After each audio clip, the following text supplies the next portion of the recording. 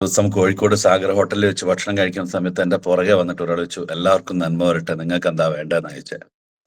അപ്പോ എനിക്കത് വളരെ സന്തോഷം തോന്നി. ഏതായാലും ഞാൻ ആദ്യമായിട്ട് സർവശക്തനായ നാം വിശ്വസിക്കുന്ന ഈശ്വരനിൽ നന്ദി പറയുകയാണ്. ഇന്നത്തെ ഈ ഒരു സുപ്രഭാതം നമുക്ക് കൺതുറക്കാൻ അവസരം തന്നു, ചിരിച്ചുകൊണ്ട് മറ്റുള്ളവരെ കാണാനുള്ള അവസരം തന്നു, എഴുന്നേറ്റിരിക്കാൻ അവസരം തന്നു. നമ്മുടെ കൂടപ്പിറപ്പുകളെ, നമ്മുടെ സുഹൃത്തുക്കളെ, നമ്മുടെ ബന്ധുക്കളെ, നമ്മുടെ നാട്ടുകാരെയൊക്കെ കാണുവാൻ, അതിലുപരി നമ്മളുടെ സർവ എന്താ പറയാ ഐശ്വര്യങ്ങളും കാണുവാനും ഇന്നത്തെ ഈ സുപ്രഭാത പൊൻപുലരിക്ക് സാക്ഷ്യം വഹിക്കാനും നമ്മളെ സഹായിച്ച ദൈവത്തിന് ആദ്യമായിട്ട് നന്ദിയും കടപ്പാടും രേഖപ്പെടുത്തുകയാണ്. അതോടൊപ്പം ഈ ഒരു മീറ്റിങ്ങിൽ ഇത്രയും എന്താ പറയാ വാല്യബിൾ ആയിട്ടുള്ള പ്രധാനപ്പെട്ട ഒരുപാട് വ്യക്തിത്വങ്ങളുടെ മുന്നിൽ വന്ന് എനിക്ക് സംസാരിക്കാൻ ഇവിടെ അവസരം തന്ന എൻ്റെ പ്രിയപ്പെട്ട ചങ്കിന്റെ ചങ്കായ ചങ്ങാതി സനൂപ് സാറിന് ഈ ഒരു അവസരത്തിൽ ഞാൻ നന്ദിയും കടപ്പാടും രേഖപ്പെടുത്തുകയാണ്. വളരെ നല്ല രീതിയിൽ, നല്ല വ്യക്തവും ശക്തമായ രീതിയിൽ ഇവിടെ മാസ്റ്റർ ഓഫ് സെറമണി ചെയ്ത നമ്മുടെ പ്രിയപ്പെട്ട സുരേഷ് സാറ് വളരെ എന്താ പറയാ നല്ല സാഹിത്യ ഭംഗിയോടുകൂടി കർണാനന്ദകരമായ പല എന്താ പറയാ വാക്കുകൾ കൂട്ടിച്ചേർത്തുകൊണ്ട് ലോകത്തിലെ എല്ലാ നല്ല അക്ഷരങ്ങളും കൂട്ടിച്ചേർത്തുകൊണ്ട് ഭംഗിയുള്ള രീതിയിൽ എല്ലാവരെയും സ്വാഗതം ചെയ്ത നമ്മുടെ സുരേഷ് സാറിനും ഈ ഒരു പ്രോഗ്രാം ഏതൊരു വാഹനവും അതിൻ്റെതായ രീതിയിൽ ഓടിച്ചിരിക്കും. ഉണ്ണികൃഷ്ണൻ സാറ്. ഓക്കെ. അപ്പോ സാറിനും അതുപോലെ തന്നെ ഏതൊരു വാഹനവും ലക്ഷ്യസ്ഥാനത്തേക്ക് ഓടിച്ചെത്തിക്കുക എന്നുള്ളത് അതിന്റെ ഏറ്റവും നല്ല കരുത്തനായ ഡ്രൈവറായിരിക്കും. നമുക്കറിയാം, നമ്മളൊക്കെ ആ വാഹനത്തിലെ യാത്രക്കാരാണ്. ചിലവർ ഉറങ്ങുന്നുണ്ടാവും, ചിലർ കട ചെല്ലുന്നുണ്ടാവും, ചിലവർ റോട്ടിലേക്ക് നോക്കി നിൽക്കുന്നുണ്ടാവും, ചിലർ ആസ്വദിക്കുന്നുണ്ടാവും, ചിലർ പാട്ട് കേട്ട് കൈകൊട്ടുന്നുണ്ടാവും. പക്ഷെ ഇതിലൊന്നും ശ്രദ്ധിക്കാതെ എന്നാൽ ഇതിലെല്ലാം ശ്രദ്ധിച്ചുകൊണ്ട് ലക്ഷ്യസ്ഥാനത്തേക്ക് എത്തിക്കുന്ന ഒരു ഡ്രൈവർ ഉണ്ടാകും. ആ ഡ്രൈവറെ പോലെ ഈ ഒരു പ്രോഗ്രാം ഇന്ന് ഹോസ്റ്റ് ചെയ്യുന്ന നമ്മുടെ ബാബു സാറ് എല്ലാവർക്കും എന്താ പറയാ ഹൃദയം നിറഞ്ഞ എന്താ പറയാ സന്തോഷത്തോടുകൂടി ആശംസകളും വിജയാശംസകളും നേരുകയാണ്. എന്നെ വളരെ നല്ല രീതിയിൽ പരിചയപ്പെടുത്തി. അപ്പൊ പരിചയപ്പെടുത്തുന്ന സമയത്ത് ആളുകളുടെ കൗതുകം എന്ന് പറയുന്നത് ഇയാള് ആർജയാണോ, ഇയാള് എന്താ പറയാ പത്രപ്രവർത്തകനാണോ, ഇയാള് എന്തൊക്കെയാണെന്നുള്ള സംഭവങ്ങളൊക്കെ ഇങ്ങനെ ആലോചിച്ച് നിൽക്കുന്നുണ്ട്. അപ്പൊ ഞാനാകെ കൺഫ്യൂഷനായി. എന്നെ ഇനി അടുത്തൊരു പ്രോഗ്രാമിന് വിളിക്കുമ്പോൾ എന്നെ ഇങ്ങനെയൊന്നും പൊക്കി പറയരുത് കേട്ടോ സനൂപ് സാറെ. പൊക്കി പറയുമ്പോൾ എന്താണെന്ന് പറയാം, എനിക്ക് താഴോട്ടേക്ക് ഇറങ്ങാൻ പറ്റുന്നില്ല. അങ്ങനെ ഒരു പ്രശ്നമുണ്ട് എനിക്ക്. അപ്പോൾ ഏതായാലും വളരെ സന്തോഷം കേട്ടോ, വളരെ വളരെ വളരെ സന്തോഷം. ഒരുപാട് ആളുകളെ പരിചയപ്പെടാൻ പറ്റി, ഒരുപാട് ആളുകളെ എനിക്കറിയാം, ഒരുപാട് ആളുകൾ ഇപ്പോൾ സനൂപ് സാറിനെയൊക്കെ എനിക്ക് നന്നായിട്ട് ആദ്യം അറിയുന്നതാണ്. പക്ഷെ എന്നാലും ചില ആളുകളൊക്കെ പ്രോഗ്രാമിലൊക്കെയാണ് കാണുന്നത്. എന്നെ കണ്ട ആളുകൾ ഇതിനകത്ത് കുറച്ച് ആളുകളാണോ കൂടുതൽ ആളുകളാണോ എന്ന് എനിക്കറിയില്ല. കൂടുതൽ ആളുകളാണെങ്കിൽ എന്നെ പരിചയപ്പെടുത്തണ്ടല്ലോ എന്ന് കരുതിയിട്ടാണ്. അപ്പോൾ ഞാൻ സനൂപ് സാറോട് ചോദിക്കണം, സാറേ ഇതിനകത്ത് എന്നെ പരിചയമുള്ള ആളുകളാണോ കൂടുതലുള്ളത്, അതോ ഞാൻ എൻ്റെ എക്സ്പീരിയൻസ് ആണോ പറയേണ്ടത്? എല്ലാം കൂടി മിക്സ് ആയിട്ട് പറഞ്ഞോ. പരിചയമില്ലാത്ത കുറെ പേരുണ്ട് സാറേ, പുതിയ ആൾക്കാരുണ്ട് ഉണ്ടല്ലേ? ഓക്കെ. അപ്പം എന്താണെന്നറിയോ, ഞാനത് ചോദിക്കാൻ കാര്യം എന്താണെന്നറിയോ, വേറെ ഒന്നുമല്ല, ഈ സദ്യ വിളമ്പിക്കഴിഞ്ഞവന് പിന്നെ പായസമാണല്ലോ കൊടുക്കേണ്ടത്. പിന്നെ അവന് മോരും ചോറും കൊടുക്കുന്നത് ശരിയല്ലല്ലോ. അപ്പൊ അതുകൊണ്ട് എന്നെ അറിഞ്ഞ ആളുകൾക്ക് വീണ്ടും അത് തന്നെ പറഞ്ഞു കൊടുക്കുക എന്ന് പറയുമ്പോൾ ആവർത്തന വിരസത എന്ന് പറഞ്ഞൊരു സാധനം ഉണ്ടാവും എന്ന് എനിക്കറിയാം. അതുകൊണ്ടാണ് ഞാൻ അങ്ങനെ ചോദിച്ചത് കേട്ടോ. പിന്നെ നമ്മുടെ പണ്ട് ഒരു മഹാൻ പറഞ്ഞതുപോലെ 1000 എന്താ പറയാ പിന്നെ പ്രതികൾ രക്ഷപ്പെട്ടാലും ഒരു നിരപരാധി പോലും ശിക്ഷിക്കപ്പെടരുത് എന്ന് പറഞ്ഞതുപോലെ, ഇതിനകത്ത് എന്നെ അറിയുന്ന 99 പേരുണ്ടെങ്കിലും ഒരാൾ എന്നെ അറിയാത്ത ആളുണ്ടെങ്കിൽ ചിലപ്പോൾ ഒരു പക്ഷേ ഞാൻ ആഗ്രഹിക്കുന്നത് ആ വ്യക്തിക്ക് എൻ്റെ എക്സ്പീരിയൻസ് പറഞ്ഞു കൊടുക്കുക എന്നുള്ളതാണ്. അപ്പൊ 99 ആളെ എക്സ്പീരിയൻസ് കേട്ടതാണെങ്കിലും ആദ്യം വരുന്ന വ്യക്തിക്ക് ആ ഒരു എക്സ്പീരിയൻസ് ആയിരിക്കും ഗുണം എന്നുള്ളത് കൊണ്ട് ഞാനൊരു എക്സ്പീരിയൻസ് പറയാമെന്ന് വിചാരിക്കുകയാണ്. നിങ്ങൾ റെഡി ആണെങ്കിൽ എല്ലാവരും നിങ്ങളുടെ എന്താ പറയാ ആ വലതെ കാണുന്ന ഫോണിന്റെ ചിഹ്നത്തിന്റെ ഇപ്പൊ അതേപോലെ തന്നെ സനൂപ് സാർ ഒരു ലൈക്ക് വിട്ടതുപോലെ ഒരു ലൈക്കോ ഒരു പൂച്ചണ്ടോ എന്തെങ്കിലുമൊക്കെ ഒന്ന് വിടുവോ. കാരണം നിങ്ങൾ ഉറങ്ങുകയാണോ, പുതപ്പിനകത്താണോ, ഇരിക്കുകയാണോ, നടക്കുകയാണോ എന്ന് എനിക്ക് അറിയാൻ വേണ്ടിയിട്ടാ. പോന്നോട്ടെ. സുജാവേഡ് സാറ്, മിഥുൻ സാറ് വരുന്നുണ്ട്, നിജിന വരുന്നുണ്ട്, മിഥുൻ വരുന്നുണ്ട്, ദേവി മാഡം വരുന്നുണ്ട്, വിനോദ്, നജിന, സജ്ജൻ കുമാർ, സുമ, വിജയൻ, ഷാജഹാന്, അമത്ത്, നജിന, ഗിരിജ, വിനോദ്, അമത്ത്, ജെയിംസ്, പോന്നോട്ടെ. അപ്പൊ ആരും സാറെ ഉറങ്ങുന്നില്ല കേട്ടോ. എന്റെ ടീമിനേക്കാളൊക്കെ എത്ര ബെറ്റർ ടീമാണ്. ഞാനത് ശരിക്കും ഇങ്ങനെ ഒരു സാധനം കിട്ടാൻ വേണ്ടിയിട്ടല്ല, എല്ലാവരും ലൈവിലുണ്ടോ ആക്റ്റീവിലുണ്ടോ എന്നൊന്ന് അറിയാൻ വേണ്ടിയിട്ടാ കേട്ടോ.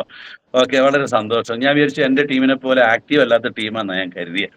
നോക്കുമ്പോൾ വളരെ ആക്റ്റീവാണ്. എന്റെ ടീമിൽ ഇങ്ങനെ പറഞ്ഞു കഴിഞ്ഞിരിക്കണ അരമണിക്കൂർ കഴിയുമ്പോഴാണ് പൊങ്ങുക. കാരണം എന്താ പറയാ, എല്ലാവരും ഇതൊക്കെ വെച്ച് ഓണാക്കിയിട്ട് അടുക്കളയിൽ പോയി ഇരിക്കുന്നുണ്ടാവും, ചിലപ്പോൾ പത്രം വായിക്കുന്നുണ്ടാവും, ചിലപ്പോൾ വണ്ടി ഓടിക്കുന്നുണ്ടാവും. അപ്പൊ ഇത് പറഞ്ഞപ്പോൾ പെട്ടെന്ന് റിയാക്ഷൻ ഉണ്ട്. ഓക്കെ, അടിപൊളി സുധാകരൻ സാറ്, അടിപൊളി. അപ്പൊ ഇനി ഞാൻ എന്താ പറയാ, എല്ലാവരും വളരെ ഹാപ്പിയാണ്. ഓക്കെ, സന്തോഷം. അപ്പൊ നിങ്ങൾക്ക് എല്ലാവർക്കും വേണ്ടി ഇതാ ഞാൻ വീഡിയോയിൽ കൈയടിച്ചിട്ടുണ്ട്. ഓക്കെ, അപ്പോ വളരെ സന്തോഷത്തോടു കൂടി ഇപ്പൊ 6:20 7 മണി വരെയാണോ സാറേ സമയം, അതോ 7:30 വരെയാണോ? സാർ സംസാരിച്ചോളൂ. Okay okay. സാറിനെ പോലെ ഒരു എന്റെ വ്യക്തിയുടെ സമയം ഞങ്ങള് പറയില്ല. ഓക്കെ.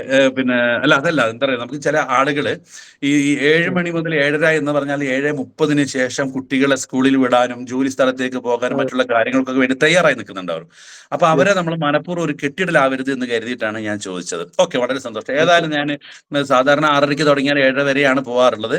അപ്പൊ ഞാനൊരു 7:10 ആകുമ്പോഴത്തേക്ക്, ഞാൻ അഥവാ നിർത്തിയില്ലെങ്കിൽ ടിങ് ടിങ് അവിടെ അടിക്കണം കേട്ടോ ഹോസ്റ്റ് സാറേ. അപ്പോൾ ഞാൻ നിർത്തിക്കോളൂ. എനിക്ക് അങ്ങനെ പ്രശ്നമുണ്ട്, വണ്ടി ഓടിക്കാൻ തുടങ്ങി അങ്ങ് ഓടിച്ചങ്ങ് പോകും. ഓക്കെ, ഏതായാലും ഞാൻ എന്താ പറയാ, ആർജെ എന്നൊക്കെ പറഞ്ഞിട്ടുണ്ട്. ആർജെ എന്ന് പറഞ്ഞാൽ റേഡിയോ ജോക്കി എന്നാണ്. പിന്നെ എന്നെ ഒന്ന് പരിചയപ്പെടുത്താം. അപ്പൊ പരിചയപ്പെടുത്തുമ്പോൾ ഞാൻ എൻ്റെ ഒരു ആർജെ സ്റ്റൈലൊന്ന് വന്നോട്ടെ സനൂപ് സാറേ. ഓക്കെ, അപ്പൊ ഞാനൊരു ആർജെ സ്റ്റൈലൊന്ന് വരികയാണേ. ജസ്റ്റ് നമ്മൾ ചെയ്തുകൊണ്ടിരുന്ന പരിപാടികളൊക്കെയാണ്. Hello hello hello hello hello, എന്തൊക്കെയാണ് വിശേഷങ്ങൾ? എല്ലാവർക്കും സുഖമെന്ന് വിശ്വസിക്കുന്നു. അതിനായിട്ട് പ്രാർത്ഥിക്കുകയാണ്. ഞാനിതാ വന്നിരിക്കുകയാണ് ഇന്നത്തെ ഈ ആഗസ്റ്റ് 16 രാവിലെ മുഹബത്തിന്റെ കട്ടൻ ചായയുമായിട്ട് കേട്ടുമുട്ടാൻ, കണ്ടുമുട്ടാൻ.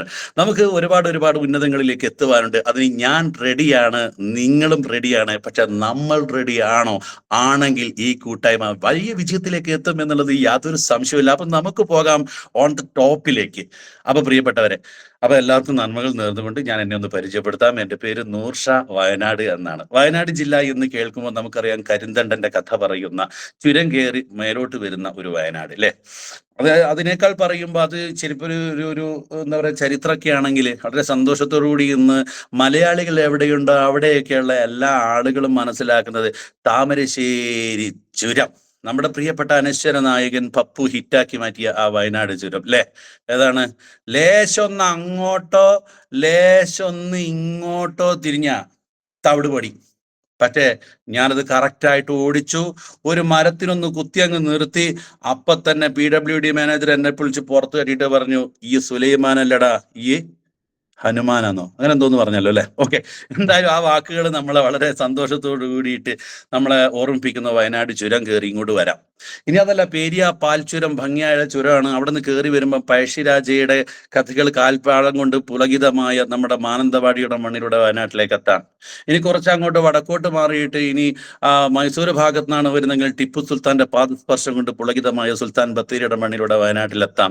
ചുരുക്കി പറഞ്ഞ വയനാട് എന്ന് പറഞ്ഞ വയലുകളുടെ നാടാണ്. വയലുകളില്ലെങ്കിലും പേരുകൊണ്ട് വയനാടാണ്. എന്തായാലും ആ ഒരു നാട്ടില് ജന്മം കൊണ്ടതിൽ ഞാൻ അഭിമാനിക്കുന്നു, സന്തോഷം കൊള്ളുന്നു. എന്നാൽ എൻ്റെ അയൽവക്കത്ത് നാട്, ഞങ്ങളൊക്കെ പറയും നാട് നാട് എന്ന് പറയുന്ന നാട് വയനാട് താഴെയുള്ള നാടുകളാണ്. അപ്പോ ഏതായാലും വയനാട്ടുകാരോടുള്ള സ്നേഹം ഈ കഴിഞ്ഞ 1-2 ആഴ്ചകളായിട്ട് കേരളം തന്നു കഴിഞ്ഞു. ഒരുപാട് പ്രളയത്തിൽപ്പെട്ട് ജീവന് തുല്യം സ്നേഹിച്ച ഉറ്റവരെയും ഉടവരെയൊക്കെ പിരിഞ്ഞ് ഇന്ന് ഒരുപാട് ആളുകൾ, വ്യക്തിത്വങ്ങൾ ഇന്ന് വിഷമിച്ചു കൊണ്ടിരിക്കുക. അവർക്ക് ഒരു നേരത്തെ കൈത്താങ്ങായി, ഒരു നേരത്തെ സഹായമായിട്ട് ഇന്ന് മലയാളികൾ, മനുഷ്യർ ഇന്ന് ഒത്തുകൂടിയിരിക്കുക. സത്യം പറഞ്ഞാൽ സ്നേഹം കൊണ്ട് വീർപ്പ് മുട്ടിച്ച് ആ വീർപ്പ് മുട്ടലിൽ എന്താ പറയാ, പ്രയാസപ്പെടുന്ന ആളുകളായിട്ട് മാറാൻ നമുക്ക് കഴിഞ്ഞിട്ടുണ്ട്. അപ്പോ പ്രളയം എന്ന് പറഞ്ഞ് നിങ്ങൾ TV-യിലൊക്കെ കണ്ടിട്ടുണ്ടാവും. ഞാനൊരു വയനാട്ടുകാരനായതുകൊണ്ടും അതിന്റെ പ്രളയവുമായി ബന്ധപ്പെട്ട് അതിന്റെ ഒരുപാട് പ്രവർത്തനങ്ങളിലേക്ക് ഒക്കെ ഇടപെട്ടത് കൊണ്ട് എനിക്ക് ആ സ്ഥലങ്ങളിലൊക്കെ ആ പ്രളയം വന്ന അന്ന് മുതൽ എനിക്ക് പോകാൻ പറ്റിയിട്ടുണ്ട്, കാണാൻ പറ്റിയിട്ടുണ്ട്. ആ നേർക്കാഴ്ചകളിൽ ഒരിക്കലും വിവരണാതീതമാണ്, ഒരിക്കലും വിവരിച്ചു കൊടുക്കാൻ കഴിയില്ല. വിവരിച്ചു കഴിഞ്ഞാൽ തന്നെ നിങ്ങൾക്കത് കേൾക്കുവാൻ, അല്ലെങ്കിൽ ബിയോണ്ട് ദി ലിമിറ്റ്, അല്ലെങ്കിൽ എക്സ്പെക്റ്റഡ് ഇൻ ദ ബെസ്റ്റ്, പ്രതീക്ഷിച്ചതിലും അപ്പുറമാണ് എന്നുള്ളതാണ് എനിക്ക് പറയാനുള്ളത്. കാരണം നമ്മൾ TV-യിൽ കണ്ടത് അവർക്ക് ആ ക്യാമറ കണ്ണുകളിലൂടെ ഒരു അവതാരകന് അവതരിപ്പിച്ചു തരുമ്പോൾ നമ്മൾ അവിടെ ഉണ്ടായ സംഭവങ്ങളുടെ 100-10% അപ്പുറത്തേക്ക് ഒരു ആൾക്കും അത് കാണാൻ പറ്റിയിട്ടില്ല. അവിടെ പ്രയാസപ്പെട്ട ആളുകളോട് നമ്മൾ മൂന്നോ നാലോ ആളുകളോട് നിങ്ങൾ എന്താണ് ഉണ്ടായത് എന്ന് നിങ്ങളുടെ കൂട്ടുകാരോടോ നിങ്ങളുടെ ബന്ധുക്കളോടോ ചോദിച്ചു കഴിഞ്ഞാൽ 5-മതൊരാളോട് നിങ്ങൾ ഇതെന്താ സംഭവിച്ചത് ചോദിക്കുവാനുള്ള മനസ്സിന് ശക്തി ഞാൻ പറഞ്ഞൊരു കേവല മലയാളിക്ക് ഇല്ല എന്നുള്ളതാണ്. ഒരു 4 പേരോട് അവരുടെ അനുഭവം പറഞ്ഞാൽ 500 പേരുണ്ട്, 500 പേർക്കും 5000 പ്രോബ്ലംസാണ്. ഒരുപാട് കഥകൾ നമ്മൾ കേട്ടല്ലോ. പക്ഷേ ഞാൻ അവിടെ മരണപ്പെട്ട അല്ലെങ്കിൽ അവിടെ പ്രയാസപ്പെട്ട എല്ലാവരുടെയും എന്താ പറയാ ആ പ്രയാസത്തിന് മുമ്പിൽ നമ്മൾ പ്രണാമം നമ്മളൊന്ന് ശിരസ് നമിക്കുക ഒരു നിമിഷം. ഓക്കെ, പ്രിയപ്പെട്ടവരെ, നമ്മളിവിടെ എത്തിപ്പെട്ടിരിക്കുന്നത് വലിയൊരു വ്യവസായത്തിലാണ്. എന്നെ കേൾക്കുന്ന പുതിയ ആളുകളുണ്ടാവും. ചിലപ്പോൾ ഇന്നലെ ഈ ബിസിനസ്സിനകത്ത് ഈ എൻട്രി എടുത്ത് പുതിയതായി വന്ന ആളുകളുണ്ടാവും. കഴിഞ്ഞ മാസം വന്നവരുണ്ടാവും. ചിലപ്പോൾ 2 വർഷം മുന്നേ വന്നിട്ട് ഇത് വേണോ വേണ്ടേ, വേണോ വേണ്ടേ, വേണ്ടണോ എന്ന് വേണ്ടണോ എന്ന് പറഞ്ഞത് ഞാനായിട്ട് കണ്ടുപിടിച്ചൊരു ഭാഷയാട്ടോ. അപ്പോൾ അങ്ങനെ ആലോചിച്ച് നിൽക്കുന്ന ആളുകളുണ്ടാവും. ചില ആളുകൾ പുറകുന്നുള്ള തള്ളു കാരണം ഈ പുഷ്പുൾ ലോറികളുടെ ചുരത്തിലൊക്കെ ചില ലോറി കയറും. ആ ലോറിക്ക് സ്വന്തമായിട്ട് കയറാൻ വരുമ്പോൾ പുറകിൽ നിന്ന് തള്ളി കയറ്റുന്ന ഈ ട്രാൻസ്ഫോമർ ഒക്കെ കൊണ്ടുവരുമ്പം ചില ലോറികൾ ഉണ്ടാവും, പുഷ്പുൾ മുമ്പിൽ നിന്ന് വലിക്കാനുണ്ടാവും, വേഗം തള്ളാനുണ്ടാവും. അങ്ങനെ വർക്ക് ചെയ്യുന്ന ചില ആളുകൾ ഉണ്ടാവും ഇതിനകത്ത്. ചില ആളുകൾ പിന്നെ എന്താ പറയാ ഒറ്റയ്ക്ക് ഏറ്റെടുത്ത് വർക്ക് ചെയ്യുന്നവരുണ്ടാവും. ഇതിൽ ഏറ്റവും രസകരമായിട്ട് ബിസിനസ് എൻജോയ് ചെയ്യുന്നത് ആരാണ് എന്ന് ചോദിച്ചാൽ തള്ളു കൊള്ളാതെ വരുന്നവനും വലി കൊള്ളാതെ വരുന്നവനോ അല്ലാതെ ഒറ്റയ്ക്ക് ഇങ്ങനെ ലീഡ് ചെയ്യുന്ന, ഒറ്റയ്ക്ക് ഇങ്ങനെ ആരുടെയും എന്താ പറയുക ചാലകശക്തിയില്ലാതെ ഒറ്റയ്ക്ക് ഇങ്ങനെ നീങ്ങുന്നവനുണ്ടാവും. അങ്ങനെയുള്ള ആളുകളോട് ചോദിച്ചു നോക്കുക, അവരാഴ്ചയിൽ വാങ്ങുന്ന വരുമാനത്തിൽ അവർ ഭയങ്കര ഹാപ്പി ആയിരിക്കും, ഭയങ്കര ഹാപ്പി, എന്തെന്നില്ലാത്ത ഹാപ്പി ആയിരിക്കും. അതിനൊരു ഉദാഹരണം പറയാം. നിങ്ങൾ എവിടെ പോയാലും മീൻകറിയോ അല്ലെങ്കിൽ സാമ്പാറോ കഴിച്ചു കഴിഞ്ഞാൽ ഭയങ്കര ടേസ്റ്റ് അല്ലേ നിങ്ങൾക്ക്? ഭയങ്കര ടേസ്റ്റ് ആയിരിക്കും, ഭയങ്കര രുചിയായിരിക്കും. അപ്പോൾ ആ രുചിയെ അളവ് ചെയ്യാൻ നമ്മുടെ രസകുമിളങ്ങളിൽ എന്താ പറയുക ഒരു അളവ് പോലെ നമ്മൾ വെച്ചിട്ടുണ്ട്. അത് അത്ര പോരാ, ഇത് അടിപൊളിയാണ്, ഇത് ഇത്ര പോരാ, അത് അടിപൊളിയാണ്. എന്നാൽ ഞാനൊന്ന് പറയട്ടെ, ഒരു അപ്രിയ സത്യം, ചിലപ്പോൾ നിങ്ങൾക്ക് ഇഷ്ടം ഉണ്ടാവില്ല, എന്നാലും പറയാ, ഈ ലോകത്ത് ഏറ്റവും ഇഷ്ടമുള്ള സാമ്പാർ ഏതാണെന്നറിയോ? നിങ്ങൾ ഉണ്ടാക്കിയ സാമ്പാറാ. നിങ്ങൾ ഉണ്ടാക്കിയിട്ടൊന്ന് കഴിച്ചൊക്കെ, ചിലപ്പോൾ സാമ്പാർ പൊടിക്ക് പകരം മീനിന്റെ മസാല പൊടി ഇട്ടുണ്ടാവും. പക്ഷെ അത് കഴിച്ചാൽ ഇങ്ങനെ വായിച്ചു എന്തൊരു ടേസ്റ്റാലേ, ഭയങ്കര ടേസ്റ്റ് ആയിരിക്കും. നമ്മൾ ഉണ്ടാക്കിയ കറിക്കും നമ്മൾ ഉണ്ടാക്കിയ ഫുഡിനും ഭയങ്കര, അത് നമുക്കേ ടേസ്റ്റ് ഉണ്ടാവുള്ളൂ. മറ്റുള്ളവർ ചിലപ്പോൾ കല്ലും കട്ടയും വെച്ച് നമ്മൾ എറിയും. പക്ഷെ അതൊന്നും നോക്കണ്ട, നമ്മൾ ഉണ്ടാക്കിയ കറിക്കും നമ്മൾ ഉണ്ടാക്കിയ ദോശയ്ക്കും നമ്മൾ ഉണ്ടാക്കിയ ഫുഡിനും അസാമാന്യ ടേസ്റ്റ് ആയിരിക്കും. അത് അനുഭവിച്ചതാ. നിങ്ങൾക്ക് വായിക്ക് രുചിയില്ലെങ്കിൽ നിങ്ങളങ്ങ് ഉണ്ടാക്കിയാൽ മതി. അതേപോലെ ഈ ഇൻഡസ്ട്രിയിൽ സന്തോഷം കിട്ടണമെങ്കിൽ നമ്മൾ ഓടിയിട്ട് വരുമാനം ഉണ്ടാക്കിയാൽ മതി. കാര്യം എന്താണെന്ന് അറിയാം, ഈ ഒരു ഇൻഡസ്ട്രിയിൽ നുണ പറയാൻ പാടില്ല. ഈ ഒരു 2 3 മാസമോ വർഷമോ കഴിഞ്ഞാൽ നിങ്ങളിൽ പല ആളുകളും എന്നെ കാണും. ആ സമയത്ത് ഞാൻ മാറ്റി പറഞ്ഞു കഴിഞ്ഞാൽ ഞാനൊരു നുണയനാവൂലേ? ആയതുകൊണ്ട് വേറെ ഏത് ബിസിനസ്സിലും കളവ് പറയാം, ഈ ബിസിനസ്സിനകത്ത് നമുക്ക് ഒരിക്കലും കളവ് പറയാൻ പറ്റില്ല. ആയതുകൊണ്ട് തന്നെ ഇനിയിപ്പോ ഞാൻ പറയാൻ പോകുന്ന കാര്യങ്ങൾ എന്നെ ഇതിനു മുമ്പ് കേട്ടവരുണ്ടാവും. അപ്പൊ അവര് പറയില്ലേ, ഈ സനൂപ് സാറൊക്കെ പറയില്ലേ, അയാൾ അന്ന് പറഞ്ഞതല്ല കേട്ടോ ഇന്ന് പറഞ്ഞത് എന്ന് പറയും. അപ്പൊ ആയതുകൊണ്ട് എനിക്ക് അന്ന് പറഞ്ഞതേ പറയാം, നമ്മുടെ എക്സ്പീരിയൻസ് അന്ന് പറഞ്ഞതല്ലേ പറയൂ. നിങ്ങളുടെ ജീവിതം, നിങ്ങളുടെ 5ാം ക്ലാസ്സിലെ കഥയും 10ാം ക്ലാസ്സിലെ കഥയും നിങ്ങൾ ഒരാളോട് വേറെ കഥയും മറ്റൊരാളോട് വേറെ കഥയല്ലല്ലോ പറയാ. അപ്പൊ ഉള്ളത് മാത്രമേ പറയുള്ളൂ. അപ്പൊ എന്റെ പേര് നൂർഷ, വയനാട് ജില്ലയിലെ കമ്പളക്കാട് എന്ന് പറഞ്ഞ സ്ഥലത്താണ്. എന്റെ ഫാദറിന്റെ ജോലി എന്ന് പറയുന്നത് ഓട്ടോറിക്ഷ ഡ്രൈവർ ആയിരുന്നു. ഫാദറിന്റെ ജോലി ഓട്ടോറിക്ഷ ഡ്രൈവർ ആയതുകൊണ്ട് തന്നെ എൻ്റെ ജോലിയും ഓട്ടോറിക്ഷ ഡ്രൈവർ ആയിരുന്നു. കാരണം ഒരു ഫാദർ ഒരു മകന് കൊടുക്കാൻ പറ്റിയ ഒരു ജോലി എന്ന് പറയുന്നത് വിദ്യാഭ്യാസം കാര്യങ്ങളൊക്കെ കൊടുക്കും. അവനൊക്കെ പഠിച്ച് കളിച്ച് അങ്ങനെയൊക്കെ നടന്നു കഴിഞ്ഞാൽ അവസാനം അച്ഛൻ ചെയ്യുന്ന ജോലി ഞാൻ മകനെ കൊണ്ട് ചെയ്യുക. ഗവൺമെന്റ് ജോലി അല്ലാത്ത ജോലികൾ കേട്ടോ. ഗവൺമെന്റ് ജോലി ഇപ്പം അച്ഛനത് അങ്ങനെ തന്നെ വാങ്ങി കൊടുക്കാൻ കഴിയില്ല, അത് സ്വന്തം പ്രയത്നം കൊണ്ട് ചെയ്യണം. ഇനി അതല്ല, സാധാരണ നിങ്ങൾ ആലോചിക്കുക, ഒരു 75-80% ആളുകളും അച്ഛന്റെ ജോലിയാണ് ചെയ്യുക. അത് ഇനി ഞങ്ങളുടെ നാട്ടിലത്തെ പ്രശ്നമാണോ എന്നറിയില്ല, കാരണം എൻ്റെ കൂട്ടുകാരൊക്കെ അങ്ങനെയാ. എൻ്റെ ഇവിടെ ഒരു പുത്തലൻ ജലീൽ എന്ന് പറഞ്ഞൊരാൾ എൻ്റെ ഒരു കൂട്ടുകാരനുണ്ട്. അവൻ്റെ അച്ഛന് പോത്തിനെ അറുത്ത് വിൽക്കുന്ന ജോലിയായിരുന്നു. ഇന്ന് ആ പുത്തലൻ ജലീലിന്റെ ജലീൽ ഉൾപ്പെടെയുള്ള അവന്റെ സഹോദരൻ മൊത്തം ഇവിടെ അറുകാരാണ്, മൊത്തം പോത്തിനെ അറുക്കുന്നവരാ. ഇപ്പൊ ചെമ്പൻ റഷീദ് ഖാൻ എന്ന് പറഞ്ഞാൽ അയാളുടെ ജോലി മത്സ്യ കച്ചവടമായിരുന്നു. അവരുടെ മക്കൾ മൊത്തം ഇന്ന് കമ്പളക്കാട് മത്സ്യം വെക്കുകയാണ്. ഹംസക്ക എന്ന് പറഞ്ഞ അയാൾ അവിടെ മരത്തിന്റെ മില്ല് നടത്തുകയാണ്. അയാളുടെ മകന് ഭയങ്കര ഇംഗ്ലീഷ് മീഡിയത്തിലൊക്കെ വിട്ട് പഠിപ്പിച്ച് ഭയങ്കര പഠിപ്പാണ്. പക്ഷെ ഇന്നിപ്പോ ഒരു മില്ലില് മരം ട്രാക്ടർ കൊണ്ട് കൊളുത്തി വലിച്ച് അവൻ മരത്തിന്റെ കച്ചവടമായിട്ട് മുന്നോട്ട് പോയി. മൂസക്ക എന്ന് പറഞ്ഞ ആള് ജ്വല്ലറിയാണ്. അയാളുടെ മകൻ ഇപ്പൊ ജ്വല്ലറിയിൽ മുതലാളിയായിട്ട് അങ്ങനെ നടക്കുന്നുണ്ട്. എന്താണെന്നറിയില്ല, ഇനി എന്റെ കണ്ണിന്റെ കുഴപ്പമാണോ, ഇനി ഞാൻ പറഞ്ഞത് തെറ്റാണെന്ന് അറിയില്ല. നിങ്ങളൊന്ന് ആലോചിച്ച് നോക്കിട്ടോ, അങ്ങനെ ഉണ്ടോന്ന്, നിങ്ങളുടെ നാട്ടിൽ അങ്ങനെ എന്തുണ്ടോ? കാരണം നമ്മുടെ അച്ഛൻ ചെയ്യുന്ന ജോലിയായിരിക്കും മക്കൾക്ക് സ്വഭാവം. അത് കൊടുക്കുന്നതോ അല്ലെങ്കിൽ മക്കൾ എടുക്കുന്നതോ അല്ല, സാഹചര്യം കൊണ്ട് അങ്ങനെ എത്തിക്കുന്നയാ. ഞാൻ എൻ്റെ ഫാദറിന്റെ ഓട്ടോറിക്ഷ ഡ്രൈവർ ആയത് എങ്ങനെയാന്ന് വെച്ച് കഴിഞ്ഞിട്ടുണ്ടെങ്കിൽ, ഓട്ടോറിക്ഷ അദ്ദേഹം ഇങ്ങനെ രാവിലെ പിന്നെ സംഭവ സ്ഥലവും കൃഷിയൊക്കെ ഉണ്ടായിരുന്നു. കൃഷിയൊക്കെ പൊട്ടിപ്പൊളിഞ്ഞു പോയപ്പോൾ അദ്ദേഹം പശുവിനെ നോക്കാൻ തുടങ്ങി. പശുവിന് സിഫിയും അതുപോലെ തന്നെ പാൽ ഇങ്ങനെ സാധനങ്ങൾ വാങ്ങാനും പാല് കൊണ്ടേ കൊടുക്കുന്ന കുറെ പശുക്കളുണ്ടായിരുന്നു. അപ്പൊ കൃഷിക്ക് ആവശ്യത്തിന് വാങ്ങിയ ഓട്ടോറിക്ഷയാണ്. അപ്പൊ ഈ പാല് കൊണ്ടേ കൊടുക്കാൻ വേണ്ടിയിട്ട് ഞാൻ പോകുമ്പോൾ ഫാദറിനെ സഹായിക്കാൻ വേണ്ടിയിട്ട് നടക്കാൻ വയ്യ എന്നൊക്കെ പറഞ്ഞ് കളവ് പറഞ്ഞിട്ട് ഓട്ടോറിക്ഷ ഓടിക്കും. ലൈസൻസ് ഇല്ലാത്ത സമയത്തേ ഒരു 7ാം ക്ലാസ്സിനൊക്കെ ഓട്ടോറിക്ഷ ഓടിക്കുക എന്ന് പറഞ്ഞ ഒരു വലിയ സംഭവം ഇവിടെ. അപ്പോൾ പിന്നെ അങ്ങനെ ഓട്ടോറിക്ഷ ഓടിച്ചു പോകുന്ന സമയത്ത് അത് കഴുകാൻ വേണ്ടിയിട്ടും ഭയങ്കര സഹായമായിരിക്കും. നിങ്ങളുടെ നോക്കിയാൽ നിങ്ങളുടെ മക്കള് നിങ്ങളുടെ വാഹനങ്ങൾ കഴുകുന്നുണ്ടെങ്കിൽ, ആത്മാർത്ഥമായി കഴുകുന്നുണ്ടെങ്കിൽ മനസ്സിലാക്കുക, അവർ ലൈസൻസ് എടുത്തിട്ടുണ്ടാവില്ല. അവരുടെ മുറ്റത്ത് നിന്ന് വണ്ടി തിരിച്ചു വെക്കാനും സ്റ്റാൻഡിൽ നിന്നൊന്ന് അങ്ങോട്ട് ഇറക്കി വെക്കാനും കൊടുത്താൽ മാത്രമേ അവർ വണ്ടി കഴുകി വെക്കുള്ളൂ. വണ്ടി പൂർണ്ണമായിട്ട് പഠിച്ചതും ലൈസൻസ് ഉള്ളതായ മക്കൾ നിങ്ങളെ വണ്ടി കഴുകാൻ പറഞ്ഞാൽ കഴുകൂല. ഞാൻ മക്കളെ കുറ്റം പറഞ്ഞതല്ല, അത് സിസ്റ്റമാണ്. കാരണം ഞാൻ അങ്ങനെയായിരുന്നു. അപ്പോ ഈ പഠിക്കാനുള്ള ആഗ്രഹം കൊണ്ടും നമ്മുടെ കയ്യിൽ നിന്ന് താക്കോല് കിട്ടാൻ വേണ്ടിയിട്ട് മാത്രം അവർ നടക്കുമ്പോൾ അവർ വണ്ടി കഴുകും. എല്ലാ മേഖലയും അങ്ങനെ തന്നെ, എല്ലാ കാര്യങ്ങളും അങ്ങനെ തന്നെ. അപ്പൊ ആയതുകൊണ്ട് സ്വാഭാവികമായിട്ട് ഞാൻ ഓട്ടോ ഡ്രൈവറായി മാറി. പക്ഷേ എൻ്റെ വാപ്പയൊക്കെ എന്നെ ഇങ്ങനെ വഴക്ക് പറയുമായിരുന്നു. എന്താ വഴക്ക് പറയാന്നറിയോ? ചിലപ്പോൾ നമ്മൾ നമ്മുടെ മക്കളെയൊക്കെ വഴക്ക് പറയുന്നുണ്ടാവില്ലേ? ഈ ലോകത്ത് നമുക്ക് ഏറ്റവും ഇഷ്ടം ആര്യാ? നമുക്ക് ഏറ്റവും ഇഷ്ടം ആര്യാന്നറിയോ? ആര്യാ? ഒരാൾക്ക് പറയാൻ പറ്റുമോ? ആർക്കെങ്കിലും അവർക്ക് ഈ ലോകത്ത് നിങ്ങളുടെ ബാബു സാറിനെ തന്നെ കിട്ടിയത്. കട്ടൻ ചായ കുടിക്കലൊക്കെ നമുക്ക് കുടിക്കാം. നിങ്ങൾ ഇത് പറ. അമ്മയെ അമ്മയെ അമ്മയെ ഇഷ്ടമാണ്. ഓക്കെ, എല്ലാവരും പറയും അമ്മയാണ് ഇഷ്ടം. പിന്നെ അടുത്ത അച്ഛനുണ്ടെങ്കിൽ പറയണ്ട കേട്ടോ, അച്ഛൻ ഇങ്ങനെ വിഷമാവും.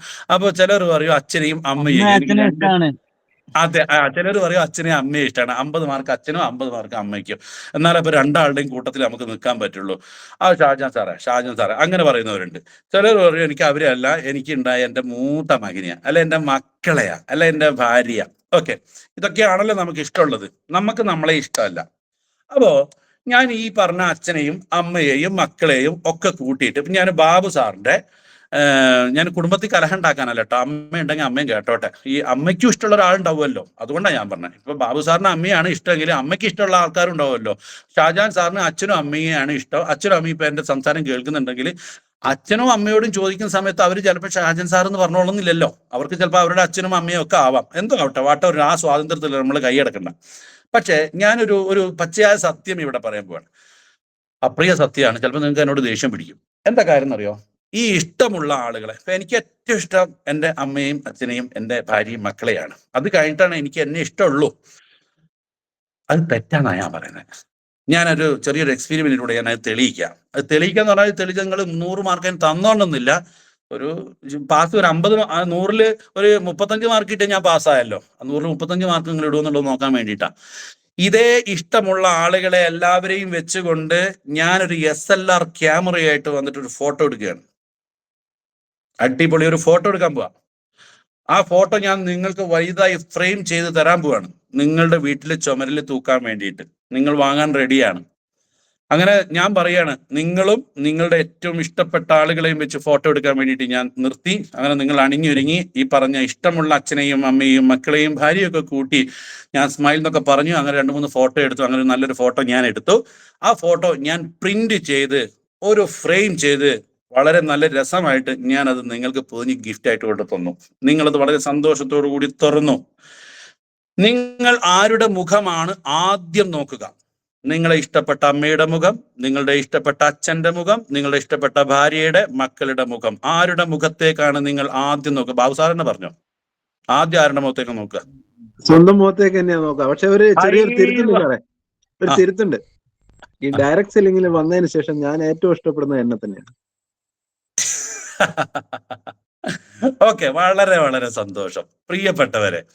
അപ്പോ ഞാൻ ഇത് പറയുമ്പോൾ അമ്മയും അച്ഛനെയും ഇഷ്ടമില്ലാതാകണം എന്നല്ല പറഞ്ഞത്. എന്തിനെന്നറിയോ? ഈ പറഞ്ഞ അച്ഛനെയും അമ്മയും മക്കളെയും ഇഷ്ടപ്പെടണമെങ്കിൽ പ്രിയപ്പെട്ടവരെ ആദ്യം നമ്മൾ നമ്മെ ഇഷ്ടപ്പെടണം. എന്നാൽ മാത്രമാണ് മറ്റുള്ള ഇഷ്ടം നമുക്ക് പ്രാക്ടിക്കലാക്കാൻ പറ്റുള്ളൂ. മറ്റതൊക്കെ മനസ്സുകൊണ്ടും നാവുകൊണ്ടും പറയാനേ പറ്റുള്ളൂ. പ്രാക്ടിക്കലാക്കണമെങ്കിൽ നമ്മൾ നമ്മളെ ഇഷ്ടപ്പെടണം. ഒരു ഗ്രൂപ്പ് ഫോട്ടോ കിട്ടിക്കഴിഞ്ഞാൽ ആദ്യം നോക്കുന്നത് നമ്മുടെ മുഖത്തായിരിക്കും. കാരണം എന്താ പറയുക, ഞാൻ ആദ്യം റെഡിയാണോ? ഞാൻ റെഡി അല്ല എങ്കിൽ എൻ്റെ മുഖം വക്രിച്ച് നിൽക്കുകയാണ്. ആ ക്യാമറമാൻ കംപ്ലൈന്റ് ആണ്, ആ ക്യാമറ തെറ്റാണ്, മൊത്തം തെറ്റ്, ആ ഫോട്ടോവേ ശരിയില്ല. ബാക്കിയുള്ള എല്ലാവരും നല്ല ഭംഗിയുണ്ടെങ്കിലും ഇത് മനുഷ്യന്റെ ഒരു മനസ്സാണ്. പവിത്രൻ സാർ എനിക്ക് നല്ല മാർക്ക് തന്നു, സന്തോഷം, താങ്ക് യു പവിത്രൻ സാറേ. മിഥുൻ സാറും തന്നിട്ടുണ്ട്. അപ്പൊ ഞാൻ പറയും, അല്ല സാറേ ഇനി ഞാനത് പറഞ്ഞു എല്ലാവരും സമ്മാനം തരാൻ നിൽക്കണ്ട, ഞാൻ എല്ലാവരും പേരും വായിക്കില്ല. പറഞ്ഞപ്പോ അങ്ങനെ പറഞ്ഞു തന്നുണ്ട്, വളരെ സന്തോഷം. എനിക്ക് ഇങ്ങനെ ഇടയ്ക്ക് ലൈക്കും കാര്യങ്ങളൊക്കെ കിട്ടുമ്പോൾ ഒരു സന്തോഷം. അതെന്താണെന്നറിയോ, എനിക്കല്ല, അത് ഈ ഗ്രൂപ്പിലുള്ള ആളുകൾ ലൈവാണ്, ആക്റ്റീവ് ആണെന്നുള്ളത് എല്ലാവർക്കും മനസ്സിലാവും. അപ്പൊ പ്രിയപ്പെട്ടവരെ, നമ്മളാണ് നമ്മളെ ഏറ്റവും ഇഷ്ടപ്പെടുന്ന ആളുകൾ.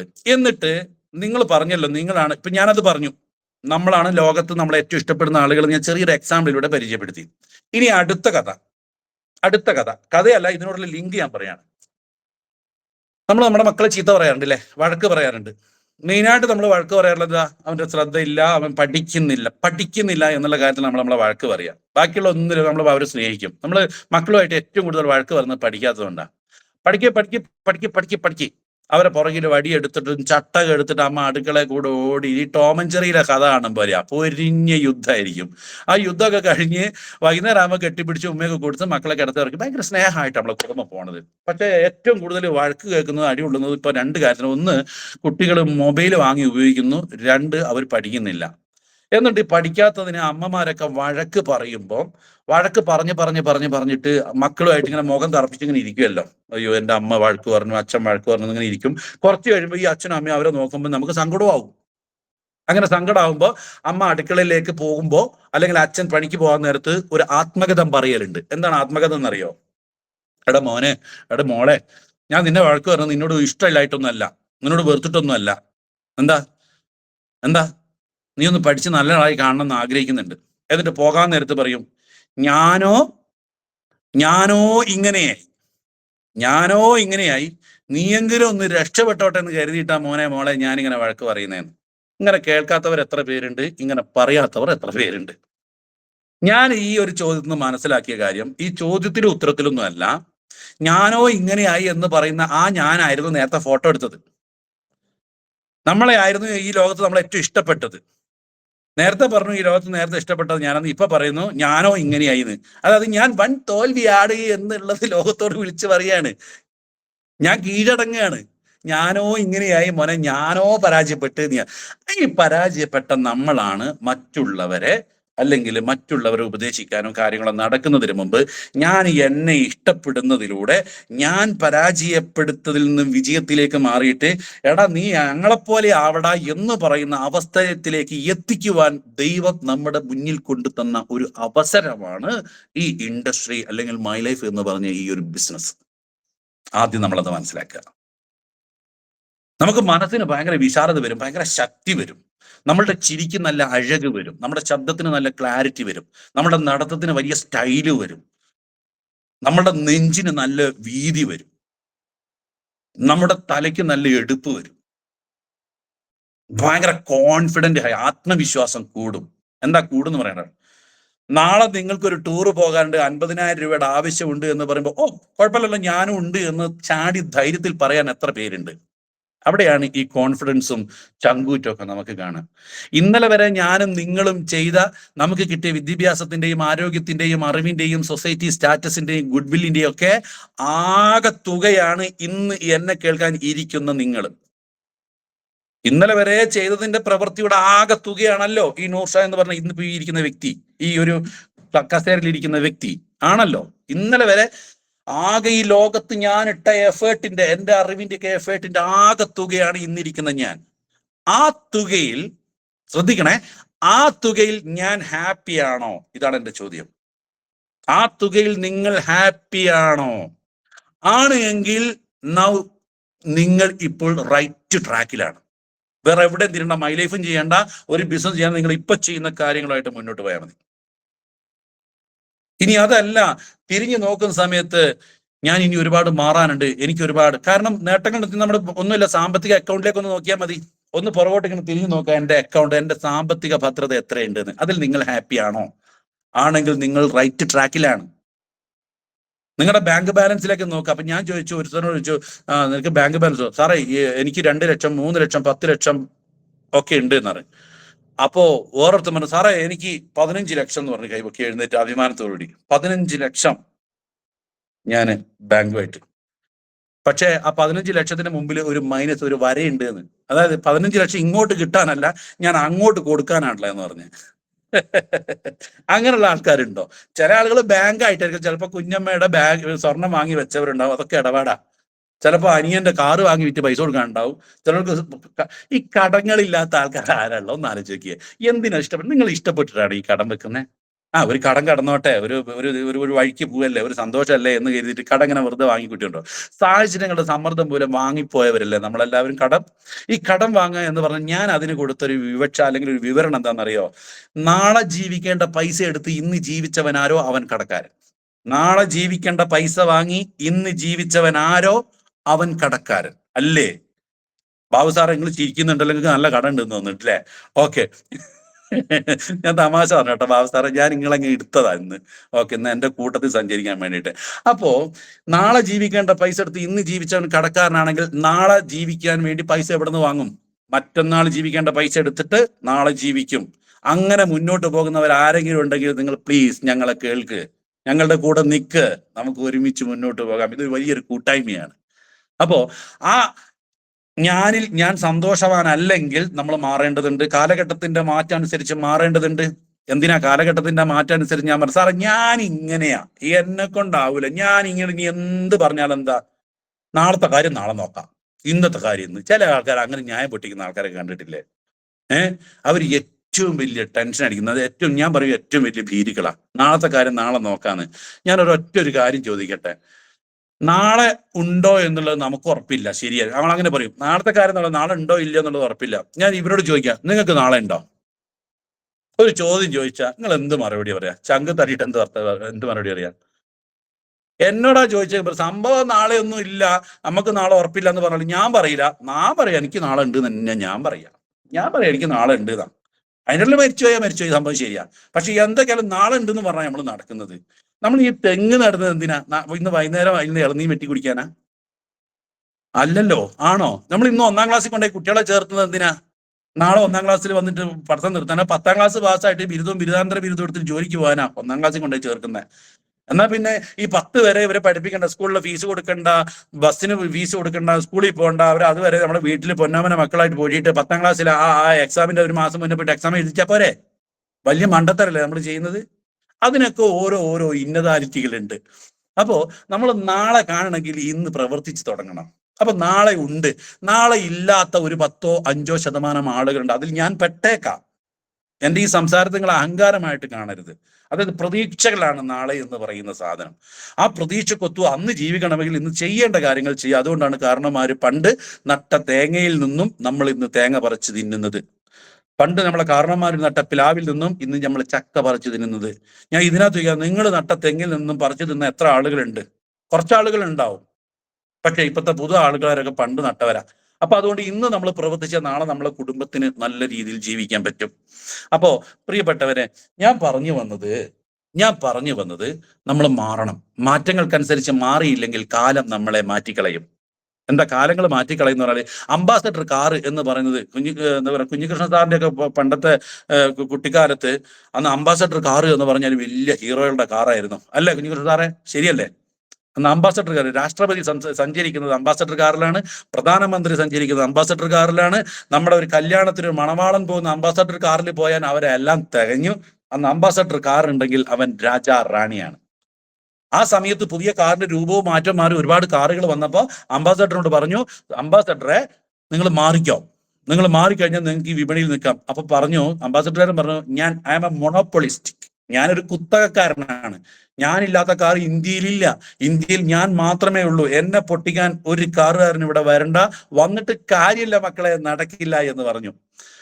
അവരൊരു മാറ്റം വരുത്താൻ അംബാസഡർ തയ്യാറായില്ല. ഇന്ന് അംബാസഡറിനെ കാണണമെങ്കിൽ ഞങ്ങളോട് ചോദിക്കും, നിങ്ങൾ വീട്ടിന് പുറത്തിറങ്ങി നിൽക്ക്, റോഡിലിറങ്ങിക്ക്, എത്രയോ ഒരു 100 വാഹനങ്ങൾ, അല്ലെങ്കിൽ രാവിലെ മുതൽ വൈകുന്നേരം എത്ര അംബാസഡർ കാർ റോഡിൽ കൂടെ പാസ് ചെയ്യുന്നത് കാണാൻ പറ്റുന്നുണ്ടാവും? നിങ്ങൾക്ക് കാണാൻ പറ്റുമോ? ഞങ്ങളുടെ നാട്ടിൽ കഴിഞ്ഞ, നിങ്ങളുടെ നാട്ടിൽ അംബാസഡർ കാർ ഉണ്ടോന്ന് അറിയില്ല, ഉണ്ടെങ്കിൽ നിങ്ങൾ അതിനോട് തിരുത്തണം കേട്ടോ. എന്റെ നാട്ടിൽ കാണുന്നില്ല, എന്താണെന്നറിയില്ല. കാരണം അവൻ മാറാൻ തയ്യാറായില്ല, കാലം അവനെ മാറ്റിക്കളഞ്ഞു. ഇനി ഇന്ത്യയിൽ അംബാസഡർ കാറില്ല. അത് കാണണമെങ്കിൽ അങ്ങ് 82-ലൊക്കെ ഉള്ള ബ്ലാക്ക് ആൻഡ് വൈറ്റ് സിനിമയൊക്കെ എടുത്ത് നോക്കിക്കഴിഞ്ഞാൽ പ്രേം നസീറൊക്കെ വന്ന് ടാറ്റ പറയുന്ന മന്ത്രി അയക്കുന്ന സിനിമയിലൊക്കെ കാണാം അംബാസഡർ കാർ. കാലം എടുത്തു കളഞ്ഞു. ഇന്ന് ഞാൻ പറയുമ്പോൾ എന്നെ കാണുന്ന നിങ്ങൾ, എന്നെ കാണുന്ന അല്ലെങ്കിൽ ഞാൻ പറയുമ്പോൾ എന്നെ കേൾക്കുന്ന നിങ്ങളുടെ മുമ്പിലുള്ള മൊബൈൽ ഫോൺ ഉണ്ടല്ലോ, ഈ മൊബൈൽ ഫോണിന്റെ ടെക്നോളജി ആൻഡ്രോയിഡ് ആണ്. ഈ ആൻഡ്രോയിഡ് വികസിപ്പിച്ചെടുത്തപ്പോൾ ആൻഡ്രോയിഡുകാരൻ നേരെ പോയത് അന്നത്തെ ലോകത്തെ ഏറ്റവും വലിയ ഹിറ്റ് ആയിട്ടുള്ള നോക്കിയ എന്ന് പറഞ്ഞ കമ്പനിയിലേക്കാണ്.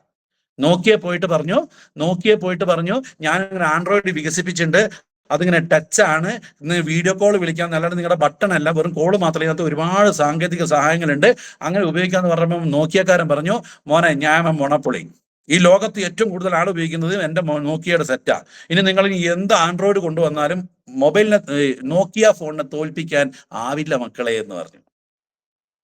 ആൻഡ്രോയിഡുകാരൻ അവിടെ നിന്ന് ഇറങ്ങി, നിരാശയോടെ ഇറങ്ങി. കാരണം നല്ലൊരു അവസരം കൊടുത്താ ഇറങ്ങി. ഇങ്ങനെ വരുന്ന സമയത്ത് ഒരു ബോർഡ് നോക്കുമ്പോൾ കണ്ടത് സാംസങ് എന്ന്. TV, ഫ്രിഡ്ജ്, മിക്സി, ലൈറ്റ് ഇതൊക്കെ വിൽക്കുന്ന ഒരു കമ്പനിയാണ് സാംസങ്. ആൻഡ്രോയിഡുകാരൻ നേരെ സാംസങ്ങിൽ കയറി ചെന്നിട്ട് ആ സാംസങ്കാരൻ കൊണ്ട് പോകാന്ന് പറഞ്ഞു. ഞാനിങ്ങനെ ഒരു ആൻഡ്രോയിഡ് ഉണ്ടാക്കിയിട്ടുണ്ട്. നോക്കിയക്കാരൻ്റെ അടുത്ത് പോയപ്പോൾ അയാൾ പറഞ്ഞു വേണ്ട പറഞ്ഞു, ആളെ പൊട്ടിക്കാൻ ആരില്ല എന്ന് പറഞ്ഞു. നമുക്കൊന്ന് കളിച്ചു നോക്കിയാലോ എന്ന് വെച്ച്. ബിസിനസ് നാളത്തെ ഒരു അവസരം കൊടുക്കുകയാണ് സാംസങ്കാരന്. അവസരം, ഓപ്പർച്യൂണിറ്റി. ആ സമയത്ത് അത് വേണ്ട എന്ന് പറഞ്ഞിരുന്നുവെങ്കിൽ അവൻ വേറെ സ്ഥലത്ത് പോകും. ഈ ആൻഡ്രോയിഡുകാരൻ നോക്കിയ എന്ന് പറഞ്ഞ ആള് തിരസ്കരിച്ചപ്പോ, നോക്കിയക്കാരൻ ഭയങ്കര ബുദ്ധിമാനാണല്ലോ, അതുകൊണ്ട് ഈ ബുദ്ധിമാൻ പറയുന്നത് കേൾക്കുന്ന ഈ ആൻഡ്രോയിഡ് ഞാൻ എന്റെ വീട്ടിൽ പെട്ടിക്കൊണ്ടേ വെക്കട്ടെ എന്ന് പറഞ്ഞ് തിരിച്ചു പോയിരുന്നുവെങ്കിൽ ആൻഡ്രോയിഡുകാരൻ ഉണ്ടാവില്ല, നോക്കിയക്കാരൻ മാത്രം ഉണ്ടാവും.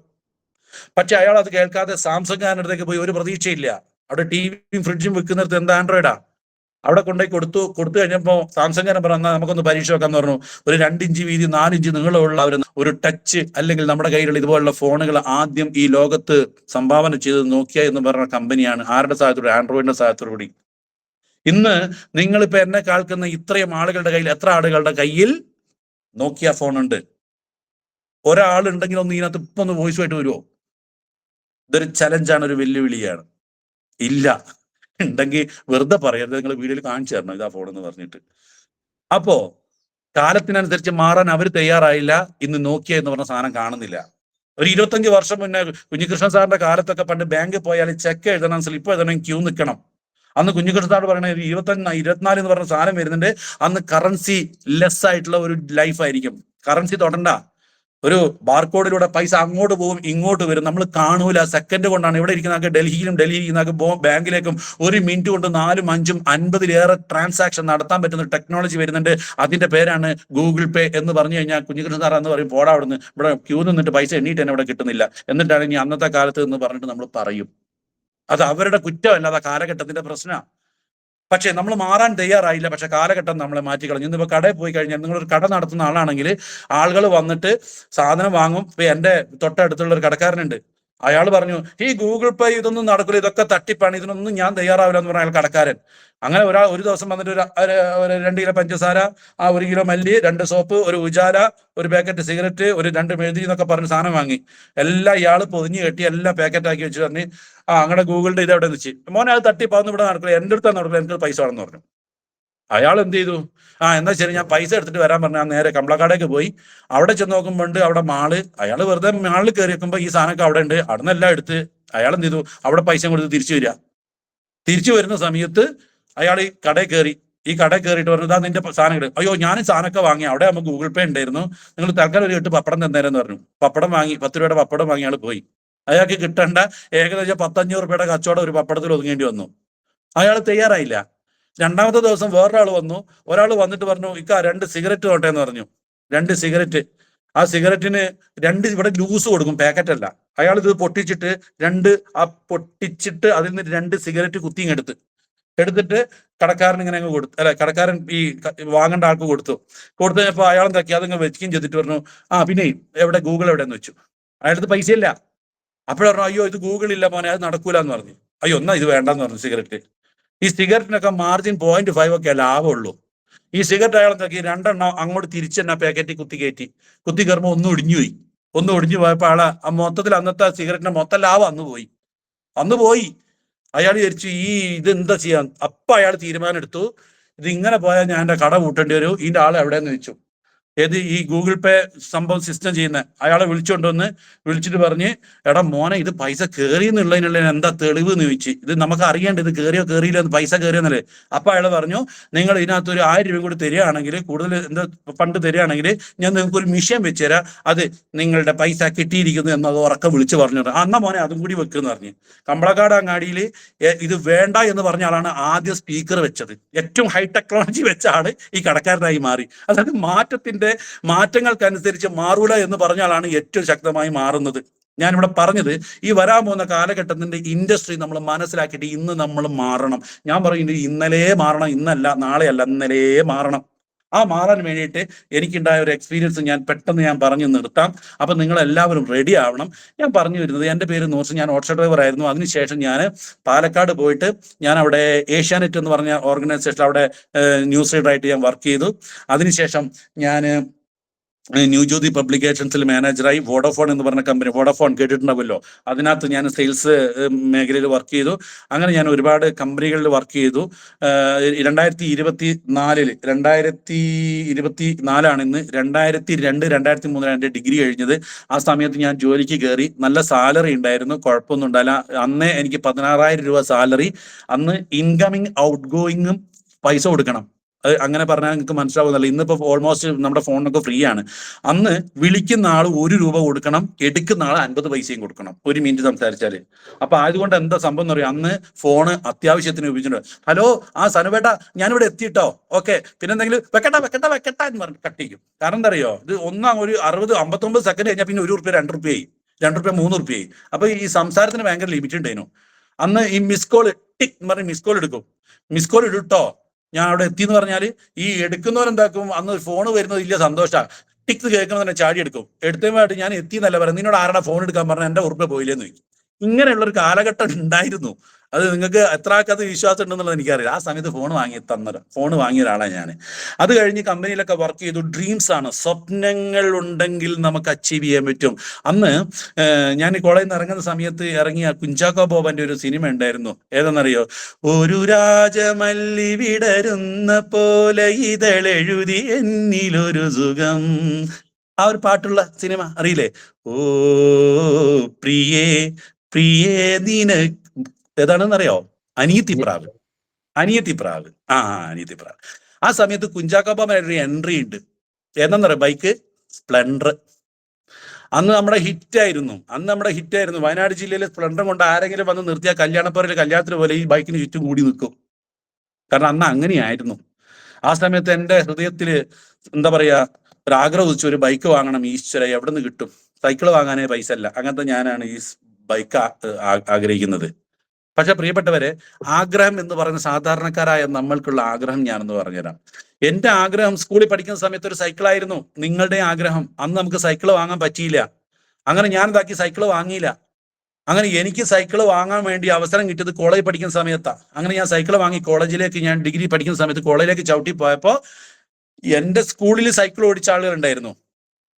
എൻ്റെ സ്കൂളിൽ അന്ന് ഞാൻ ബസ്സിന് പോയി. അപ്പൊ ആ സൈക്കിൾ ഓടിച്ച ആളുകൾ കോളേജിൽ വന്നപ്പോൾ ഞാൻ സൈക്കിൾ വാങ്ങി സന്തോഷത്തിൽ ഇനി ഇവരുടെ കൂടെ കൊണ്ടുപോയി സൈക്കിൾ നിർത്താനോ എന്ന് പറ്റി ഞാൻ നിർത്തുമ്പോൾ എൻ്റെ തൊട്ടപ്പുറത്ത് സ്കൂളിൽ സൈക്കിൾ ഓടിച്ച ചങ്ങാതിമാർ അവിടെ കൊണ്ടുപോയി ബൈക്കാണ് നിർത്തിയത്.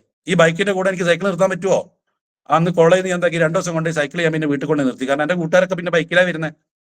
അങ്ങനെ ഞാൻ എന്ത് ചെയ്തു എന്ന് വെച്ചാൽ, ജോലിക്കൊക്കെ കയറിയതിനു ശേഷം ഈ പറഞ്ഞ അനിയത്തിപ്രാവിലെ ഇത് കണ്ടിട്ട് ഞാനൊരു സ്പ്ലെൻഡർ ബൈക്ക് ഇങ്ങോട്ട് വാങ്ങി സന്തോഷത്തിൽ. അങ്ങനെ ജോലിക്കൊക്കെ കയറി ഞങ്ങൾ എന്തൊക്കെ ഇങ്ങനെ നടന്നുകൊണ്ടിരിക്കുന്ന സമയത്ത് കോളേജിന്റെ ഒരു ഗെറ്റ് ടുഗദർ നടത്തി. ആ ഗെറ്റ് ടുഗദർ നടത്താൻ നേരത്ത് ഞാൻ എൻ്റെ ബൈക്ക് കാണിക്കാൻ എൻ്റെ കൂട്ടുകാരത്ത്, എനിക്ക് ബൈക്കൊക്കെ ഉണ്ടെന്ന് പറഞ്ഞ് ഞാൻ അവിടെ ചെന്ന് നോക്കുമ്പോൾ നേരത്തെ ബൈക്കിൽ വന്ന ചങ്ങായിമാരൊക്കെ കാറിലാണ് വന്നേ. ഞാൻ ബൈക്ക് വേറെ ഒരു മരത്തിന്റെ ചായ കൊണ്ടുപോയി നിർത്തി. ഇനിയിപ്പോൾ ഇവരുടെ അടുത്ത് ഇനിയിപ്പോൾ അത് നടക്കൂല. കാരണം എനിക്ക് കാറ് വാങ്ങേണ്ട സമയത്ത് എൻ്റെ കയ്യിൽ ബൈക്കേ എത്തിയിട്ടുള്ളൂ. പ്രിയപ്പെട്ടവരെ, ഞാൻ കാറ് വാങ്ങാൻ വേണ്ടി ആഗ്രഹം എടുത്ത് ഞാൻ കാറ് വാങ്ങേണ്ട സമയമായപ്പോഴത്തേക്ക് എന്ത് ചെയ്തിട്ടുണ്ട്, എൻ്റെ സമയം കഴിഞ്ഞു പോയിട്ടുണ്ട്. ഞാൻ എൻ്റെ കാര്യമല്ല പറഞ്ഞത്, ഞാനൊരു എക്സാമ്പിൾ പറഞ്ഞതാ. അങ്ങനെ ഞാനൊരു കാറ് വാങ്ങാൻ വേണ്ടിയിട്ട്, ഇങ്ങനെയുള്ള ഒരാൾ കാറ് വാങ്ങാൻ നേരത്തെ എനിക്ക് കാറ് വാങ്ങിയിട്ട് എൻ്റെ കാലം ജീവിതത്തിൽ ഒരു ഡ്രീമാണ് കാറ് വാങ്ങാൻ വേണ്ടി. കാറ് വാങ്ങിയിട്ട് നമ്മൾ വണ്ടി ഓടിച്ച് റോട്ടിലേക്ക് ഇറങ്ങിയിട്ട് നാരിങ്ങൊക്കെ പൊട്ടിച്ച് ഇറക്കി ഞാൻ കാറ് വാങ്ങാൻ പറയും. ഇറക്കിയിട്ട് ഒരു 1 കിലോമീറ്റർ കഴിഞ്ഞപ്പോൾ കണ്ണ് ഇങ്ങനെയാ കളിക്കുന്നത്, ഒന്നും പിടിക്കുന്നില്ല. അപ്പോഴത്തേക്ക് ഓന് പ്രായമായിണ്ടേ, മോനെ ഗീർ എന്താന്ന് മനസ്സിലാകുന്നില്ല, കണ്ണും കാണുന്നില്ല. അപ്പം പറയും വേറൊരാളുടെ മോനെ വന്ന് കയറിയിരിക്കണമെന്ന് അറിയോ. എന്റെ ലൈഫിൽ വേറൊരാളെ വെച്ചിട്ട് കാർ ഓടിച്ച് ഡ്രീംസ്, സ്വപ്നങ്ങൾ സാക്ഷാത്കരിക്കുക. നിങ്ങളൊന്ന് ആലോചിച്ച് നോക്കിയാൽ നമ്മുടെ എല്ലാ അസമയത്താണ് നമുക്ക് കിട്ടുന്നത്, സമയത്തൊന്നും കിട്ടുന്നില്ല. എന്നാൽ സമയത്ത് കിട്ടാനുള്ള ഒരു അവസരമാണ് നമ്മുടെ മുന്നിൽ കിട്ടിയിരിക്കുന്നത്. അങ്ങനെ ആ ജോലിയൊക്കെ കഴിഞ്ഞ് ഞാനൊരു അന്ന് സ്പ്ലെൻഡറൊക്കെ വാങ്ങിച്ച് അങ്ങനെ ഞാനിങ്ങനെ മുന്നോട്ട് പോയിക്കൊണ്ടിരിക്കുകയാണ്.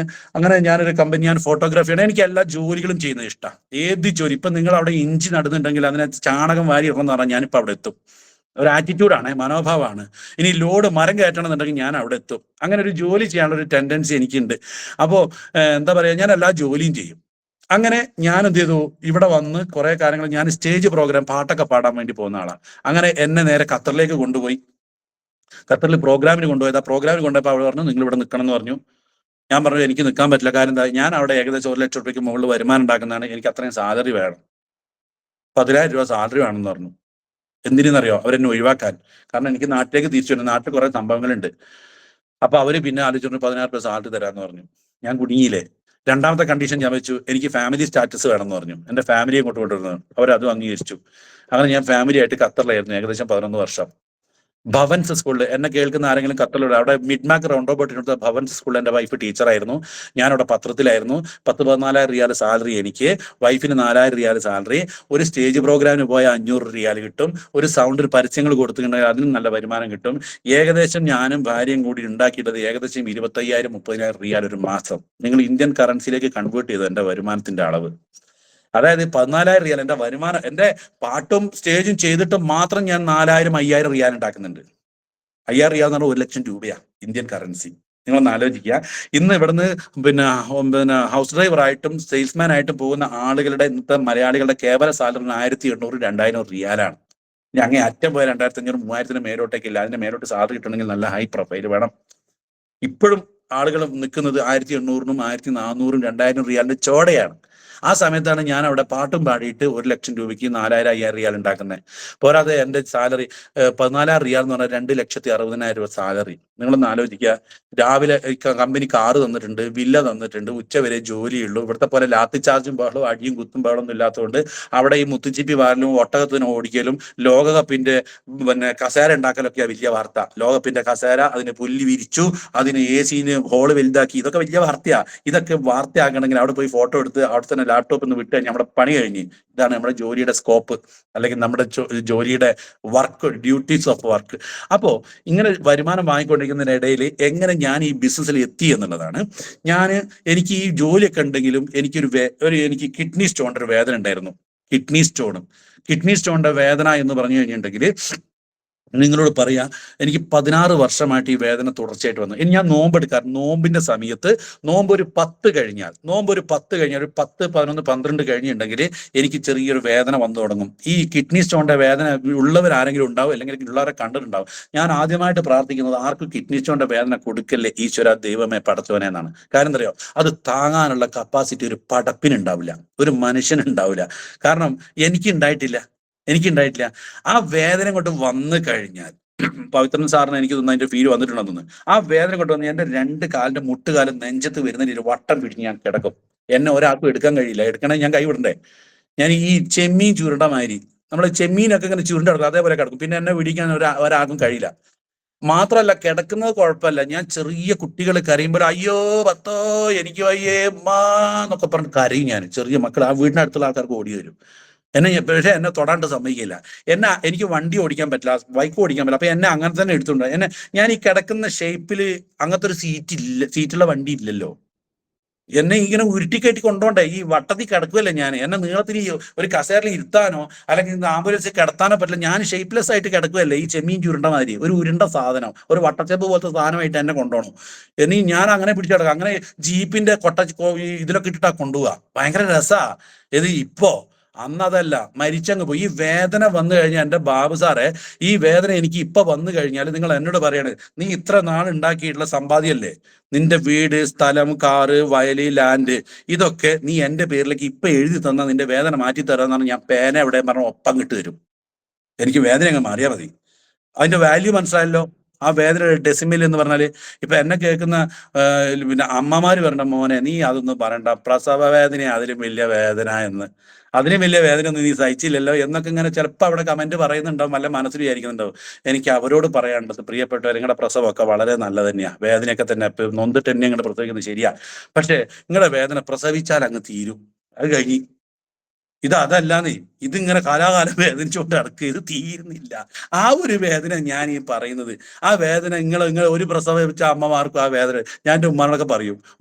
എൻ്റെ ഉമ്മ എന്നെ സമാധാനിക്കുക, ഇന്ന് എന്നെ പെറ്റപ്പോ എനിക്ക് ഇന്ന് ഇതിനെക്കാട്ടി വേദന ഉണ്ടല്ലോ, മിണ്ടാണ്ടിക്കടാന്നൊക്കെ പറയും, വേദനിക്കുന്ന സമയത്ത് പറയുന്ന ഡയലോഗാ. അപ്പൊ ഞാനിങ്ങനെ നോക്കി കരയും. അപ്പൊ ലാസ്റ്റ് എന്നെ ഉമ്മടുത്ത് പറഞ്ഞു, നിങ്ങൾ പ്രസവിച്ചു കഴിഞ്ഞപ്പോൾ ആ വേദന തീർന്നില്ല, എൻ്റെ തീർന്നില്ല കാല. അപ്പൊ 16 വർഷമായിട്ട് ഈ വേദനയായിട്ട് ഞാനിങ്ങനെ നടക്കുകയാണ്. ആ നടക്കുന്ന സമയത്താണ് ഞാൻ എൻ്റെ വീടിന്റെ ഉദ്ഘാടനം, അല്ലെ വീടിന്റെ ഉദ്ഘാടനം എന്താ കുറ്റൂസാന്ന് ചില സ്ഥലത്ത് പറയും, ചിലപ്പോൾ പറയും ഗൃഹപ്രവേശം, അല്ലെ വീട്ടുകൂടൽ എന്ന് പറയും. ആ വീട്ടുകൂടലിന് വേണ്ടി ഞാനിവിടെ വന്ന് എൻ്റെ കുടുംബമൊക്കെ ആയിട്ട് വന്ന് നിൽക്കുകയാണ്. വരുന്ന സമയത്ത് ഞങ്ങൾക്ക് ഒരാൾക്ക് 40 കിലോ സാധനം ഒന്നും കൊണ്ടുവരായിരുന്നു, ഏകദേശം 1.5 കിൻഡൽ സാധനം ഞാൻ കൊണ്ടുവന്നിട്ടുണ്ട്. നിങ്ങൾക്കറിയാലോ, ഗൾഫിൽ നിന്ന് വരുമ്പോൾ വീട് കൂടലിന് വരുമ്പോൾ ഒരു കുടുംബം മൊത്തം വരുമ്പോൾ എന്ത് സാധനങ്ങളാണ് കൊണ്ടുവരിക എന്നുള്ളത്. പാത്രം കഴുകാനുള്ളത് ഒരു പെട്ടി, ഒന്നല്ല ഒരു പെട്ടി, സ്പ്രേ ഒരു പെട്ടി, പല്ല് തേക്കാനുള്ളത് ഒരു പെട്ടി, പിന്നെ മുഖത്ത് തേക്കാനുള്ളത് ഒരു പെട്ടി. നിങ്ങൾക്ക് അറിയാലോ, ഗൾഫിൽ നിന്ന് വരുന്ന ആൾക്കാർ, നിങ്ങൾ വന്നവരും കണ്ടവരും കണ്ടോ, ഒരു കുടുംബം മൊത്തം അത് വീടുകളിൽ വരുമ്പോൾ പാത്രം, ഒരു ചട്ടി, ഒരു പെട്ടി, അങ്ങനെയുള്ള എല്ലാം കൂടെ അയച്ചത് വേറെ കൊണ്ടുവന്നത്, ഇതൊക്കെ ആയിട്ട് ഇവിടെ ഇങ്ങനെ ഇതായിട്ട് നിൽക്കുകയാണ്. അപ്പോ ഞാൻ പറഞ്ഞു വന്നത്, ഇങ്ങനെ സാധനങ്ങൾ കൊണ്ടുവന്ന് വീട് കൂടലും കഴിഞ്ഞ് ഇങ്ങനെ ഇരിക്കുന്ന സമയത്ത് എൻ്റെ ഒരു സുഹൃത്ത് ഇങ്ങനെ വരുന്നു. ആ സുഹൃത്ത് പിന്നെ എൻ്റെ കൂടെ പണ്ട് ഓട്ടോ ഓടിച്ച ആളായിരുന്നു. നേരെ എൻ്റെ വീട്ടിലേക്ക് വന്ന് കയറിയിട്ട് വീടൊക്കെ ഒന്ന് ഇങ്ങനെ നോക്കി, എൻ്റെ വീടൊക്കെ ഇങ്ങനെ നോക്കി കഴിഞ്ഞപ്പോൾ അവന് വീടൊക്കെ ഇഷ്ടപ്പെട്ടു. ആ വീട് ഞാൻ എൻ്റെ മകന്റെ റൂമിൽ ഇരുന്നാ സംസാരിക്കുന്നത്. ഞാൻ എൻ്റെ വീടിന്റെ എല്ലാ പണിയും തീർത്തായിരിക്കുന്നത്, കാരണം ഇന്റീരിയലും കാര്യങ്ങളും ഡെക്കറേഷനും കാര്യങ്ങളും എല്ലാം ചെയ്തിട്ടുണ്ട്. ഞാൻ ആഗ്രഹിച്ചെന്ന് വെച്ചാൽ, ഞാൻ എൻ്റെ മക്കൾക്ക് ഒരു വീടുണ്ടാക്കി കൊടുക്കുമ്പോൾ, എൻ്റെ ഏട്ടന്മാരൊക്കെ വീടുണ്ടാക്കി ഞാൻ കണ്ടിട്ടുണ്ട്. ഒരു 1-ാം നില നിർക്കും, എന്നിട്ട് ഒരു കോണിക്കൂട് വാർക്കും, എന്നിട്ട് മോളുടെ കല്യാണത്തിന് നമുക്ക് പണിയെടുക്കാന്ന് പറയും. അങ്ങനെ മോളുടെ കല്യാണത്തിന് പണിയെടുക്കുന്നത് വരെ ഫ്രണ്ടിലും ബാക്കിലും ഒരു വാതിൽ, ബാക്കി ജനവാതിലിനൊക്കെ പ്ലാസ്റ്റിക്കിന്റെ കവറൊക്കെ വെച്ചിട്ട് നിലത്ത് ഒരു അപ്പോസ്റ്ററൊക്കെ വിരിച്ച്, ചിലപ്പോൾ നെയ്മറിന്റെ ലോകകപ്പിന്റെയൊക്കെ പിന്നെ പരസ്യം കൊടുത്ത ഫ്ലക്സ് ഒക്കെ കമഴ്ത്തിയിട്ടിട്ടൊക്കെ നിലം ചെയ്യുന്നത്. ഞാൻ ഇതാക്കി പറയല്ല, ഞാൻ എൻ്റെ കുടുംബത്തിൽ ഞാൻ കണ്ട കാര്യങ്ങൾ, എൻ്റെ മാറ്റത്തിനുണ്ടായ കാര്യങ്ങൾ, ഇതൊക്കെ ഞാൻ കാണുന്നത്. അങ്ങനെ കണ്ടിട്ട് എൻ്റെ ഏട്ടൻ്റെ മകളുടെ കല്യാണത്തിൻ്റെ അന്ന് ഏട്ടൻ്റെ മകളുടെ കല്യാണം വരുമ്പോൾ ഈ വീട് നന്നാക്കും, അടിപൊളിയാക്കും. എൻ്റെ ഏട്ടന്മാർക്കൊക്കെ ലാൻഡ് ലോഡാണ്, നല്ല സ്വത്തും കാര്യങ്ങളൊക്കെ ഉള്ള ആൾക്കാർ തന്നെയാണ്. പക്ഷെ അവർ വീട് നന്നാക്കുന്നത് ആ സമയത്ത് എൻ്റെ ഏട്ടന്റെ മോളുടെ 18, 20, 21 വയസ്സാകുമ്പോൾ അന്ന് മോളുടെ കല്യാണമൊക്കെ ആവാനായി, എന്നാൽ വീട് നന്നാക്കാൻ വേണ്ടി ഈ മോള് സിമെന്റ് കുഴച്ചു കൊടുത്ത്, പണിക്കാർക്ക് വെള്ളം ഉണ്ടാക്കി കൊടുത്ത്, ഊര പൊട്ടി, അതുവരെ ഇങ്ങനെ ഒപ്പിച്ച് നടന്നിട്ട് ഒരു 21 വയസ്സാകുമ്പോൾ വീടൊക്കെ നന്നാക്കിയിട്ട് എൻ്റെ മകള് അല്ലെങ്കിൽ എൻ്റെ ഏട്ടന്റെ മകള് ഇതൊക്കെ നന്നാക്കി കൊടുത്തിട്ട്, മകൾ ഇങ്ങനെ വീടൊക്കെ നന്നായിട്ട് നല്ല ആദ്യം ഉണ്ടായ വീട് തന്നെയാ, അതൊന്ന് മോഡിഫൈ ചെയ്ത് ആ മകൾക്ക് ഇഷ്ടപ്പെട്ട രീതിയിലേക്ക് ആ വീടങ്ങാക്കി മാറ്റി. എന്നിട്ട് ആ മോള് ഒന്ന് നീണ്ടു നിവർന്ന് കിടക്കാൻ നേരത്ത് കാണാം, മോളെ നാളെ നീ ഒന്ന് കുളിച്ച് അണിഞ്ഞൊരുങ്ങി നിൽക്കണം, എന്താ ഒരു ചെക്കൻ കാണാൻ വരുന്നുണ്ട്. ചെക്കൻ വന്ന് അടുത്ത ആഴ്ച എല്ലാവരും കൂടി പിറ്റത്തെ ആഴ്ച മോളെ കെട്ടിച്ച് വിടുകയും ചെയ്തു. നിങ്ങളൊന്ന് ആലോചിക്കുക, എൻ്റെ ഏട്ടൻ മക്കളോട് ചെയ്തത് നല്ല കാര്യമാണോ? നല്ലോണം ജീവിക്കേണ്ട സമയത്ത് ഒരു വീട് എടുത്തോണ്ട് കെട്ടിച്ച് വിടാൻ നേരത്തെ അതിന്റെ തലേന്ന് വീട് ഉണ്ടാക്കി കൊടുത്തിട്ട് പിന്നെ ഈ കുട്ടി പോണ വീട് എന്താണ് എങ്ങനെയാന്നുള്ളത് ആർക്കും അറിയോ? നിങ്ങളൊന്ന് ആലോചിക്കുക. ഈ ഒരു ചിന്തയാണ് എന്നെ ഇങ്ങനെ മാറി ചിന്തിപ്പിച്ചത്. ആദ്യം വീടെടുക്കാൻ വൃത്തിയുള്ളൊരു വീടെടുക്കുക, എൻ്റെ മക്കൾ ഇപ്പൊ കുഞ്ഞുങ്ങൾ വലുതായി വരുന്നു, ഒരു നല്ല വീട്ടിൽ ജീവിക്കട്ടെ. ഞാൻ പിന്നെ എന്തിനാ ഞാനാന്ന് പറഞ്ഞ് നടക്കുന്നേ? ഞാൻ എന്തിനാ ഇങ്ങനെ പൈസ ഉണ്ടാക്കാനാ പറഞ്ഞ് നടക്കുന്നേ? എന്തായാലും അന്നാണെങ്കിലും ഞാൻ തന്നെ പൈസ കൊടുത്ത് ചെയ്യണം, ഇന്നാണെങ്കിൽ ഞാൻ പൈസ കൊടുത്ത് ചെയ്യണം. അതിനിടയ്ക്ക് ഒരു ബുദ്ധിയുണ്ട്. ഇന്നാണെങ്കിൽ സിമെന്റിന് 160 ഉറുപ്പ്യ ഉള്ളൂ, അന്നാണെങ്കിൽ 1200 രൂപ കൊടുക്കണം. അപ്പൊ അതും എന്തായാലും ഞാൻ ചെയ്യണം. എന്നാ പിന്നെ നല്ല രീതിയിൽ അങ്ങ് ചെയ്തു കൊടുക്കാം. ഇങ്ങനെ ഒരു വീട് ഞാൻ ഉണ്ടാക്കി. ഞാൻ എൻ്റെ ഒരു ബ്രാഞ്ച് പറയുകയല്ല, ഞാൻ ഈ ബിസിനസ്സിലേക്ക് വരാനുള്ള കാരണം പറയുകയാണ്. ഒരു പക്ഷേ ഈ ബിസിനസ് ചെയ്യണോ വേണ്ടി ഇതിനകത്ത് സാധ്യത ഉണ്ടോ ഇല്ലയോ എന്ന് തിരയുന്ന ആളുകൾക്ക് ചിലപ്പോൾ എൻ്റെ ഒരു എക്സ്പീരിയൻസ് മനസ്സിലാകാൻ വേണ്ടിയാണ് ഞാൻ ഈ സംഭവം പറഞ്ഞത്. അല്ലാണ്ട് എൻ്റെ വീടിന്റെ വലുപ്പം പറയാനോ ഒന്നുമല്ല. അതൊരിക്കലും ഇതിനകത്ത് പറയണ്ട. ഈ ഡയറക്ട് സെല്ലിംഗ് നെറ്റ്വർക്ക് മാർക്കറ്റിംഗ് ഇതേ പറയാനുള്ളൂ. എനിക്കൊരു നല്ലൊരു ബേക്കറി ഉണ്ടെങ്കിൽ ബേക്കറി ഷോ നിങ്ങൾക്ക് കാണിച്ചു തരാം. എനിക്ക് നല്ലൊരു ടെക്സ്റ്റൈൽസ് നിങ്ങൾക്ക് കാണിച്ചു തരാം. ഈ ഡയറക്ട് സെല്ലിംഗിൽ എനിക്ക് കാണിച്ചു തരാനുള്ളത് എൻ്റെ നേട്ടങ്ങൾ മാത്രമേ ഉള്ളൂ. സനൂപ് സാറിന്റെ കാറ് വാങ്ങിയതും, സനൂപ് സാർ കയറിയിട്ട് ഞാൻ കാറ് വാങ്ങി തരുമ്പോൾ ഇവിടെ ഈ ലോകത്ത് കുറെ ആൾക്കാർ കാറ് വാങ്ങിയിട്ടുണ്ട്. അവരൊക്കെ വാങ്ങിയത് മറ്റുള്ളൊരു മേഖലയിൽ നിന്നായതുകൊണ്ട് അത് പറയേണ്ട കാര്യമില്ല. പക്ഷെ ഇതിൽ നിന്ന് കാറ് വാങ്ങിയാൽ, ബൈക്ക് വാങ്ങിയാൽ, ലാപ്ടോപ്പ് വാങ്ങിയാൽ, ഒരു മിക്സി വാങ്ങിയാൽ, ഒരു ഇസ്തിരിപ്പെട്ടി വാങ്ങിയാൽ അത് പറയണം എന്നാണ് ഞാൻ പറയുന്നത്. അങ്ങനെ ഞാൻ എൻ്റെ വീടിന് ചെലവാക്കിയ പൈസ എന്ന് പറഞ്ഞാൽ ഏകദേശം ഒരു 5 വർഷം മുന്നേ എൻ്റെ വീട് പണി കഴിഞ്ഞു. ഈ വീടിന്റെ ചെലവ് എന്ന് പറഞ്ഞാൽ 1,14,00,000 രൂപയാണ് എനിക്ക് വീടിന് ചെലവ് വന്നത്. അപ്പൊ അങ്ങനത്തെ ഒരു വീട് ഉണ്ടാക്കി നിൽക്കുന്ന സമയത്ത് എന്റെ കൂടെ ഓട്ടോറിക്ഷ ഓടിച്ച ഒരാള് വീട്ടിനകത്ത് വന്ന് ആ വീട് കാണുമ്പോൾ അയാളുടെ എക്സൈറ്റ്മെന്റ് എന്തായിരിക്കും എന്നുള്ളത് പറയാനാണ് ഞാനത് പറഞ്ഞത്. അയാൾ വന്നത് ഗ്ലാമർ എന്ന് പേരുള്ള ഒരു ബൈക്കിലാണ്. പേര് മാത്രമാണ് ഗ്ലാമർ ഉള്ളൂ, പക്ഷെ കാണാൻ ആ വണ്ടിക്ക് അത്ര ഗ്ലാമർ ഒന്നുമില്ല. കാരണം 3 പ്രാവശ്യം അടിച്ചാലാണ് ഒന്ന് സ്റ്റാർട്ട് ആവുള്ളൂ. അങ്ങനത്തെ ഒരു വണ്ടിയിൽ ഒരു ബാഗുമായിട്ട് മഴ നനഞ്ഞ ഒരാൾ വന്നു, ബാഗ് എടുത്ത് വെച്ചു പറഞ്ഞു, ആ നൂർഷ വളരെ സന്തോഷം, ആ അടിപൊളി വീടൊക്കെ വെച്ചൂലേ, നീ രക്ഷപ്പെട്ടൂലേ, ഓക്കെ ഞാൻ രക്ഷപ്പെട്ടു, സന്തോഷം, വാടാ ഇരിക്കടാ, ചായ കുടിക്കടാ എന്നൊക്കെ പറഞ്ഞ് ചായയൊക്കെ ഉണ്ടാക്കി കൊടുത്ത് അങ്ങനെ എന്നോട് പറയടാ ഞാനൊരു ബിസിനസ് ചെയ്യേണ്ട കമ്പനി. ഞാൻ എന്ത് ബിസിനസ് എന്ന് വെച്ച് ഞാൻ പറഞ്ഞു ഞാനൊരു മൈ ലൈഫ് എന്ന് പറഞ്ഞ ബിസിനസ്. ലൈഫോ? ആ, എന്നിട്ട് ഇങ്ങനെയാണ് സംഭവം. ഞാൻ പറഞ്ഞു നിനക്കും നേരം വെളുത്തിലിടാന്ന് വെച്ച്. ഇങ്ങനെ കുറെ തട്ടിപ്പും വെട്ടിപ്പൊക്കെ വന്നിട്ട് നിനക്കൊന്നും ഇതുവരെ, കാരണം ഞാൻ ചാനലിൽ വർക്ക് ചെയ്തപ്പോൾ ഞാൻ കുറെ മണി ചെയിനെതിരെയൊക്കെ വാർത്ത വായിച്ച ഒരാളാണ്, ഒരുപാട് പ്രശ്നങ്ങൾ വായിച്ച ആളാണ്. നടക്കൂല എന്ന് പറഞ്ഞാൽ അവനെ ഞാൻ നിരുത്സാഹപ്പെടുത്തി അവനെ ഞാൻ തിരിച്ച് വിടാൻ വേണ്ടി നോക്കുക. അപ്പൊ ഇവൻ ബാഗിൽ നിന്ന് കുറെ സാധനങ്ങൾ എടുത്ത് മുന്നിൽ വെച്ചു. ഞാൻ അവനെ മാനസികമായിട്ട് പീഡിപ്പിച്ചു. ഞാൻ പറഞ്ഞു നിനക്കൊന്ന്, അവന് ഓട്ടോറിക്ഷ ഓടിക്കുന്ന ഒരു പണിയുണ്ട്, പിന്നെ അതുപോലെ തന്നെ അവന് പെറ്റ് ഷോപ്പിൽ കിളികളെയും മീനുകളെയും അലങ്കാര മത്സ്യങ്ങളെയും വിൽക്കുന്ന ഒരു ഷോപ്പ് ഉണ്ട് കൽപ്പറ്റ. ഇത് രണ്ടും നടത്തുന്നല്ല. ഞാൻ പറഞ്ഞു അത് മാത്രം നടത്തിയിട്ട് നീ മാന്യമായിട്ട് ജീവിക്കുക, നീ ഇങ്ങനത്തെ തട്ടിപ്പായിട്ട് നടക്കുക, എൻ്റെ അടുത്ത് വന്ന് ഇനി നീ മേലാൽ ആർക്കും പോകരുത്. ഞാൻ നല്ലൊരു ഉപദേശം കൊടുത്തു. കാരണം ഞാൻ പത്രത്തിൽ വർക്ക് ചെയ്യുന്ന എല്ലാം അറിയുന്ന ഒരാളല്ലേ, അവനൊന്നും അറിയാത്ത ആളല്ലേ, അവൻ്റെ ഒരു ഓട്ടോറിക്ഷ എൻ്റെ കൂടെ ഓട്ടോറിക്ഷ ഓടിച്ച ആളല്ലേ എന്നുള്ള രീതിയിൽ പറഞ്ഞു വിട്ടു. പക്ഷേ അയാൾ അവസാനം ഏകദേശം ഇന്ന് ഇപ്പൊ ഉരുൾപൊട്ടലുണ്ടായ സ്ഥലം മേപ്പാടിയിൽ നിന്നാണ് അദ്ദേഹം വന്നത്. എൻ്റെ വീട്ടിൽ നിന്ന് ഒരു 35 കിലോമീറ്റർ ദൂരമുണ്ട്. മഴയും നനഞ്ഞൊരു ബൈക്കിൽ വന്ന ഒരാള് ഇത്ര സാധനങ്ങൾ നീ എടുക്കണമെന്ന് പറഞ്ഞപ്പോൾ ഞാൻ വേണ്ടാന്ന് പറഞ്ഞു. ഒന്നാമത് പേസ്റ്റ്, സോപ്പ് ഇതൊക്കെ എന്നോട് ചോദിച്ചു. ഇതൊക്കെ ഞാൻ നേരത്തെ അതിനായി നേരത്തെ പറഞ്ഞത് കെട്ടിൽ കൊണ്ടുവന്നിട്ടുണ്ട്. ഞാൻ നിനക്ക് പേസ്റ്റ് അങ്ങോട്ട് എത്തണം വേണം, നിനക്ക് സ്പ്രേ എത്തണം അങ്ങോട്ട് വേണം, നിനക്ക് എന്തൊക്കെ അങ്ങോട്ട് എത്തണം വേണം എന്നാ ഞാൻ ചോദിച്ചു. കാരണം ഇങ്ങോട്ട് തരാൻ വന്നവനെ എങ്ങനെയെങ്കിലും നിരുത്സാഹപ്പെടുത്തിയിട്ട് വിടുക. കാരണം എനിക്ക് സാധനങ്ങളോടല്ലായിരുന്നു ദേഷ്യം, ഈ കൺസെപ്റ്റിനോടായിരുന്നു ദേഷ്യം. അത് ഞാൻ അവനോട് തീർക്കുക. അങ്ങനെ അപ്പൊ അവൻ പറഞ്ഞു എന്നാ ശരി എന്ന് പറയുന്ന, പിന്നെ ഞാൻ പോട്ടെ പറഞ്ഞ് ഈ സാധനങ്ങളൊക്കെ ബാഗിലേക്ക് എടുത്ത് വെക്കുക. ആ സമയത്ത് ഞാൻ അവന്റെ കണ്ണിലേക്ക് നോക്കുമ്പോൾ അവൻ മേപ്പാടിയിൽ നിന്നും വന്നത് നൂർഷ എന്ന് പറഞ്ഞ വ്യക്തിയെ പ്രതീക്ഷിച്ചാണ്. ഇനി ഒന്നുമില്ലെങ്കിലും എന്തോ സാധനം അവൻ വാങ്ങുമെന്ന് പ്രതീക്ഷിച്ചാണ്. അപ്പൊ ഞാൻ ആലോചിച്ച് ഈ സാധനങ്ങളൊക്കെ പാത്രം കഴുകി ഇഷ്ടം പോലെ ഉണ്ടെങ്കിലും എനിക്ക് തോന്നി അവൻ അങ്ങനെ തിരിച്ചു പോകുമ്പോ ഈ നൂർഷ പണ്ട് നല്ല സ്വഭാവമായിരുന്നല്ലോ, ഇപ്പൊ ഒരു 2 രൂപ വന്നപ്പോൾ അയാളുടെ സ്വഭാവമൊക്കെ അങ്ങ് മാറിയല്ലോ എന്നെങ്ങാനും ഒരു നിമിഷം ചിന്തിച്ചാൽ മേലെ ഒരു അദൃശ്യ ശക്തി ഉണ്ട്. ആ ശക്തിക്ക് എന്റെ ഈ സ്വത്തും മുതലും തീർത്തു കളയാൻ ഒരു നിമിഷം മതി, ഒരു ഒറ്റ ചൊട്ട് മതി. ഈ പറഞ്ഞ വീടും ഉണ്ടാവില്ല, കുടിയും ഉണ്ടാവില്ല, ഒന്നും ഉണ്ടാവില്ല, ഒരു ഒറ്റ അസുഖം മതി, ഒരു പ്രശ്നം മതി അല്ലേ. ഇപ്പൊ പ്രളയത്തിലൊക്കെ എന്തോളം ആളുകൾ ഉണ്ടാവില്ലേ, അതിനകത്ത് നിരപരാധികളായ ആളുകൾ, അതിനകത്ത് അപരാധിയായ ഏതോ ഒരാളും ഉണ്ടാവില്ലേ. അല്ല ഞാൻ പറയാ, ഏത് അഹങ്കരിച്ച് നടന്ന് ഞാൻ എനിക്കൊന്നും പറ്റില്ല എന്ന് പറഞ്ഞ ഒരാളുണ്ടാവില്ലേ, അതുപോലത്തെ ഒരാളായും ഞാൻ മാറുമോ എന്നുള്ളൊരു ടെൻഷൻ എനിക്ക് വന്നുപോയി. കാരണം ആ സമയത്ത് എനിക്ക് അവനെ വേദനിപ്പിച്ച് വിടാൻ തോന്നിയില്ല. അദ്ദേഹത്തെ എന്തായാലും എന്തായാലും ഇത്രയായി, ഏതായാലും അവന് ഇപ്പൊ ഇവിടുന്ന് പോകുമ്പോൾ സന്തോഷത്തിൽ പോകണം എന്ന് ഞാൻ തീരുമാനിച്ചു. അപ്പൊ ഞാൻ പറഞ്ഞു എടാ ഞാൻ വെറുതെ പറയടാ എനിക്ക് ആ സാധനമൊക്കെ വേണമെന്ന് പറഞ്ഞു.